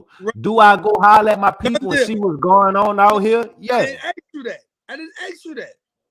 I asked you, did you have to check in? No, I don't have to check in nowhere. Right. Done deal. That answers my question. Answer my question. Right? All right. You didn't have to. Right? So All right. now let's take these celebrities, right? You're a regular Joe. You gotta check in. So why would I get some money? I gotta check in now. No.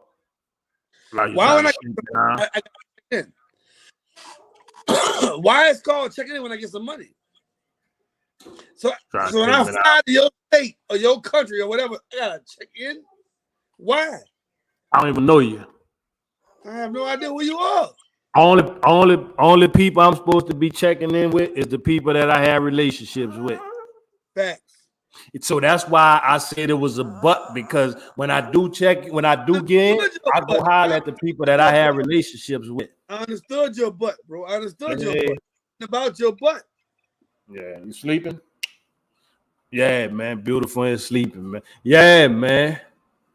Yeah, no, but it's getting crazy with the whole check-in thing, how it's being interpreted because of a person not from here and don't know how it go. You will get somewhere where a person just a fan of the music and a fan of the culture, and they feeling like you gotta check in on some extortion or you getting shook down. Like, you feel me? Like, no, man. Yeah, it's fake, bro. It's fake. You know what I'm saying? Fact. Like, I just own some. Whoever the hood niggas is, where you from, they trying to get put on. They trying to get some money out you, some whatever. You know what I'm saying? They basically extorting you, bro. Facts. Because when you check in, you're paying. When you check in, you're paying. Yeah, Nobody not checking in, and it's like when you get here, you check in. Yeah. Hey, how you doing? And that's what's up. You're paying when you check in, bro. Facts. Come on, bro. Facts. Man, that's fuck out of here, that shit. Lame. It get lame. That's why home and them looked lame as a motherfucker on there with dude chain, like you really did something gangster, like. That nigga, you saw my face? Yeah, like you really gangster. That's how I'm like, damn, they got lames out here, a fan of the culture, and they playing with the culture like that. But they'll win. And playing with a staple of the culture though. Dude feed a lot of families, man. They got a lot of people love dude, man. You playing with dude like that, man. They win easy. You know, like drama ain't no lame drama from Philly. They living like that in Philly. That country riding with Drake, nigga. So that mean that country riding with him, nigga. So that mean this country he don't fuck with drama. They don't fuck with drama, man. So that mean this country's supposed to be riding with drama, then, right? All right. Drama was in their country though. So that mean our country's supposed to feel the same way about people from Canada? But Drake from both. But you was not now. Both. That's where we have to draw the line. His dad is from here. He not from here. His dad, he's not from here. How you know? How you know where he was born? Because his dad, because he was born and raised in Toronto.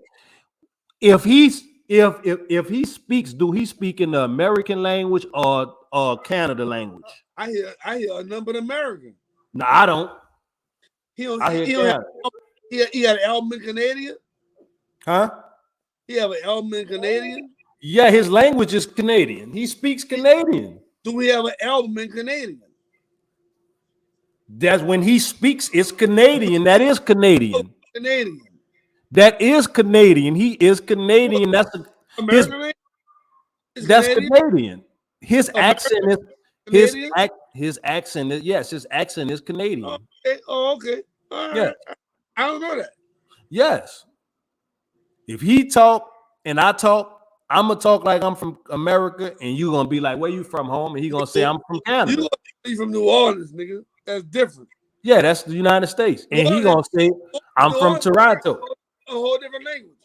If you ask Drake where he from, he gonna tell you he from Toronto. In America, got a whole different language, nigga. If you ask Drake where he from, he gonna tell you he from Toronto. He is not gonna say he from America. How about fuck Drake? Fuck him then. Shout out to Drizzy, but fuck him though. I love you, Drake. I love you to death, bro. Yeah, fuck him. But Tell home and them send Drama that chain back or go get Drama his chain, bro, and teach them dudes the culture on how it really go here and stop having them dudes mimicking us being fans of hip hop and running around moving bad, thinking they moving like us. You doing the same thing that the other dudes who moving bad doing, thinking you doing what we was doing, and it ain't what we doing, homie. Damn. That was a lot of what we doing, not what we doing. I understood what you were saying though. That's good. So that means if they want to study the culture, they need to listen too, so they can understand how it goes, so they can figure deal too. I understood what you were saying, homie. You know what I'm saying? I understood what you were saying. So, but look, my nigga, we've been rocking on this bit for 3 hours and 10 minutes, my nigga. I love you to death. You hear me? I love you to death, bro. This ain't for everybody, but it might be for you. It might be for you, man. I want to shout out to a couple of vendors. I want to shout out to Organized Thinkers. I want to shout out to Premium Black. I want to shout out to the Stick Man. I want to shout out to the D-Boys. I want to shout out to Chicken and Watermelon. I want to shout out to Orleans Brothers. There's a couple of other people I might be forgetting. If you want to be shout out on this podcast, please send a DM or a comment or something letting us know what's going on. But we love y'all, man. We've been rocking with y'all for 3 hours a night. We love y'all. I'm glad you said that, because I make sure he get his drops in, right? So all them people that get that love and get them drops, I better see y'all sliding through, dropping and promoting y'all products and dropping that in the comments and showing that same love that my brother's sitting here and show y'all every week, man. We gonna go to point and making sure we stay on everything involved. And I'm posting this comment and this clip and everything too. Shout out to everybody. We love y'all. Post this comment tomorrow, Easy. Shout out. We showing them love. Facts. Shout out to everybody involved, man. This might not be for everybody. But it might be for you. It might be for you, man. Shout out to y'all. Say bye, beautiful. I like bye, beautiful. See y'all next week, next Monday night, man. Shout out to Byron Cole for coming through the building. If y'all when you catching this episode, you might see me and him in a heated one. That's all love. That's my brother. I love him. He's standing on what he's standing on, and I'm riding with him. You feel me? So, boom, shout out to B, man. B might get a little wild sometime, but there's a method to the madness, though. Shout out to Byron. Going in, you hear me? Be going in. I love him. I got sometime I gotta stand back because he a wild gunfire and hit whoever standing next to him. So sometime I gotta let him stand back and get his shots off. But everything that I agree with, I'm riding with him. And if he do something that I feel like he could be better at, or he cannot do something that would be detrimental to what he stand for and what the points that he trying to get across, I gotta let him know, just like I let y'all know too, man. We love y'all, man. This been another episode. Beautiful is tired, and she tired of me being on here. So I gotta go. We love y'all, man. We love y'all, man. This ain't for everybody, but it might be for you. It might be for you, man. Yeah.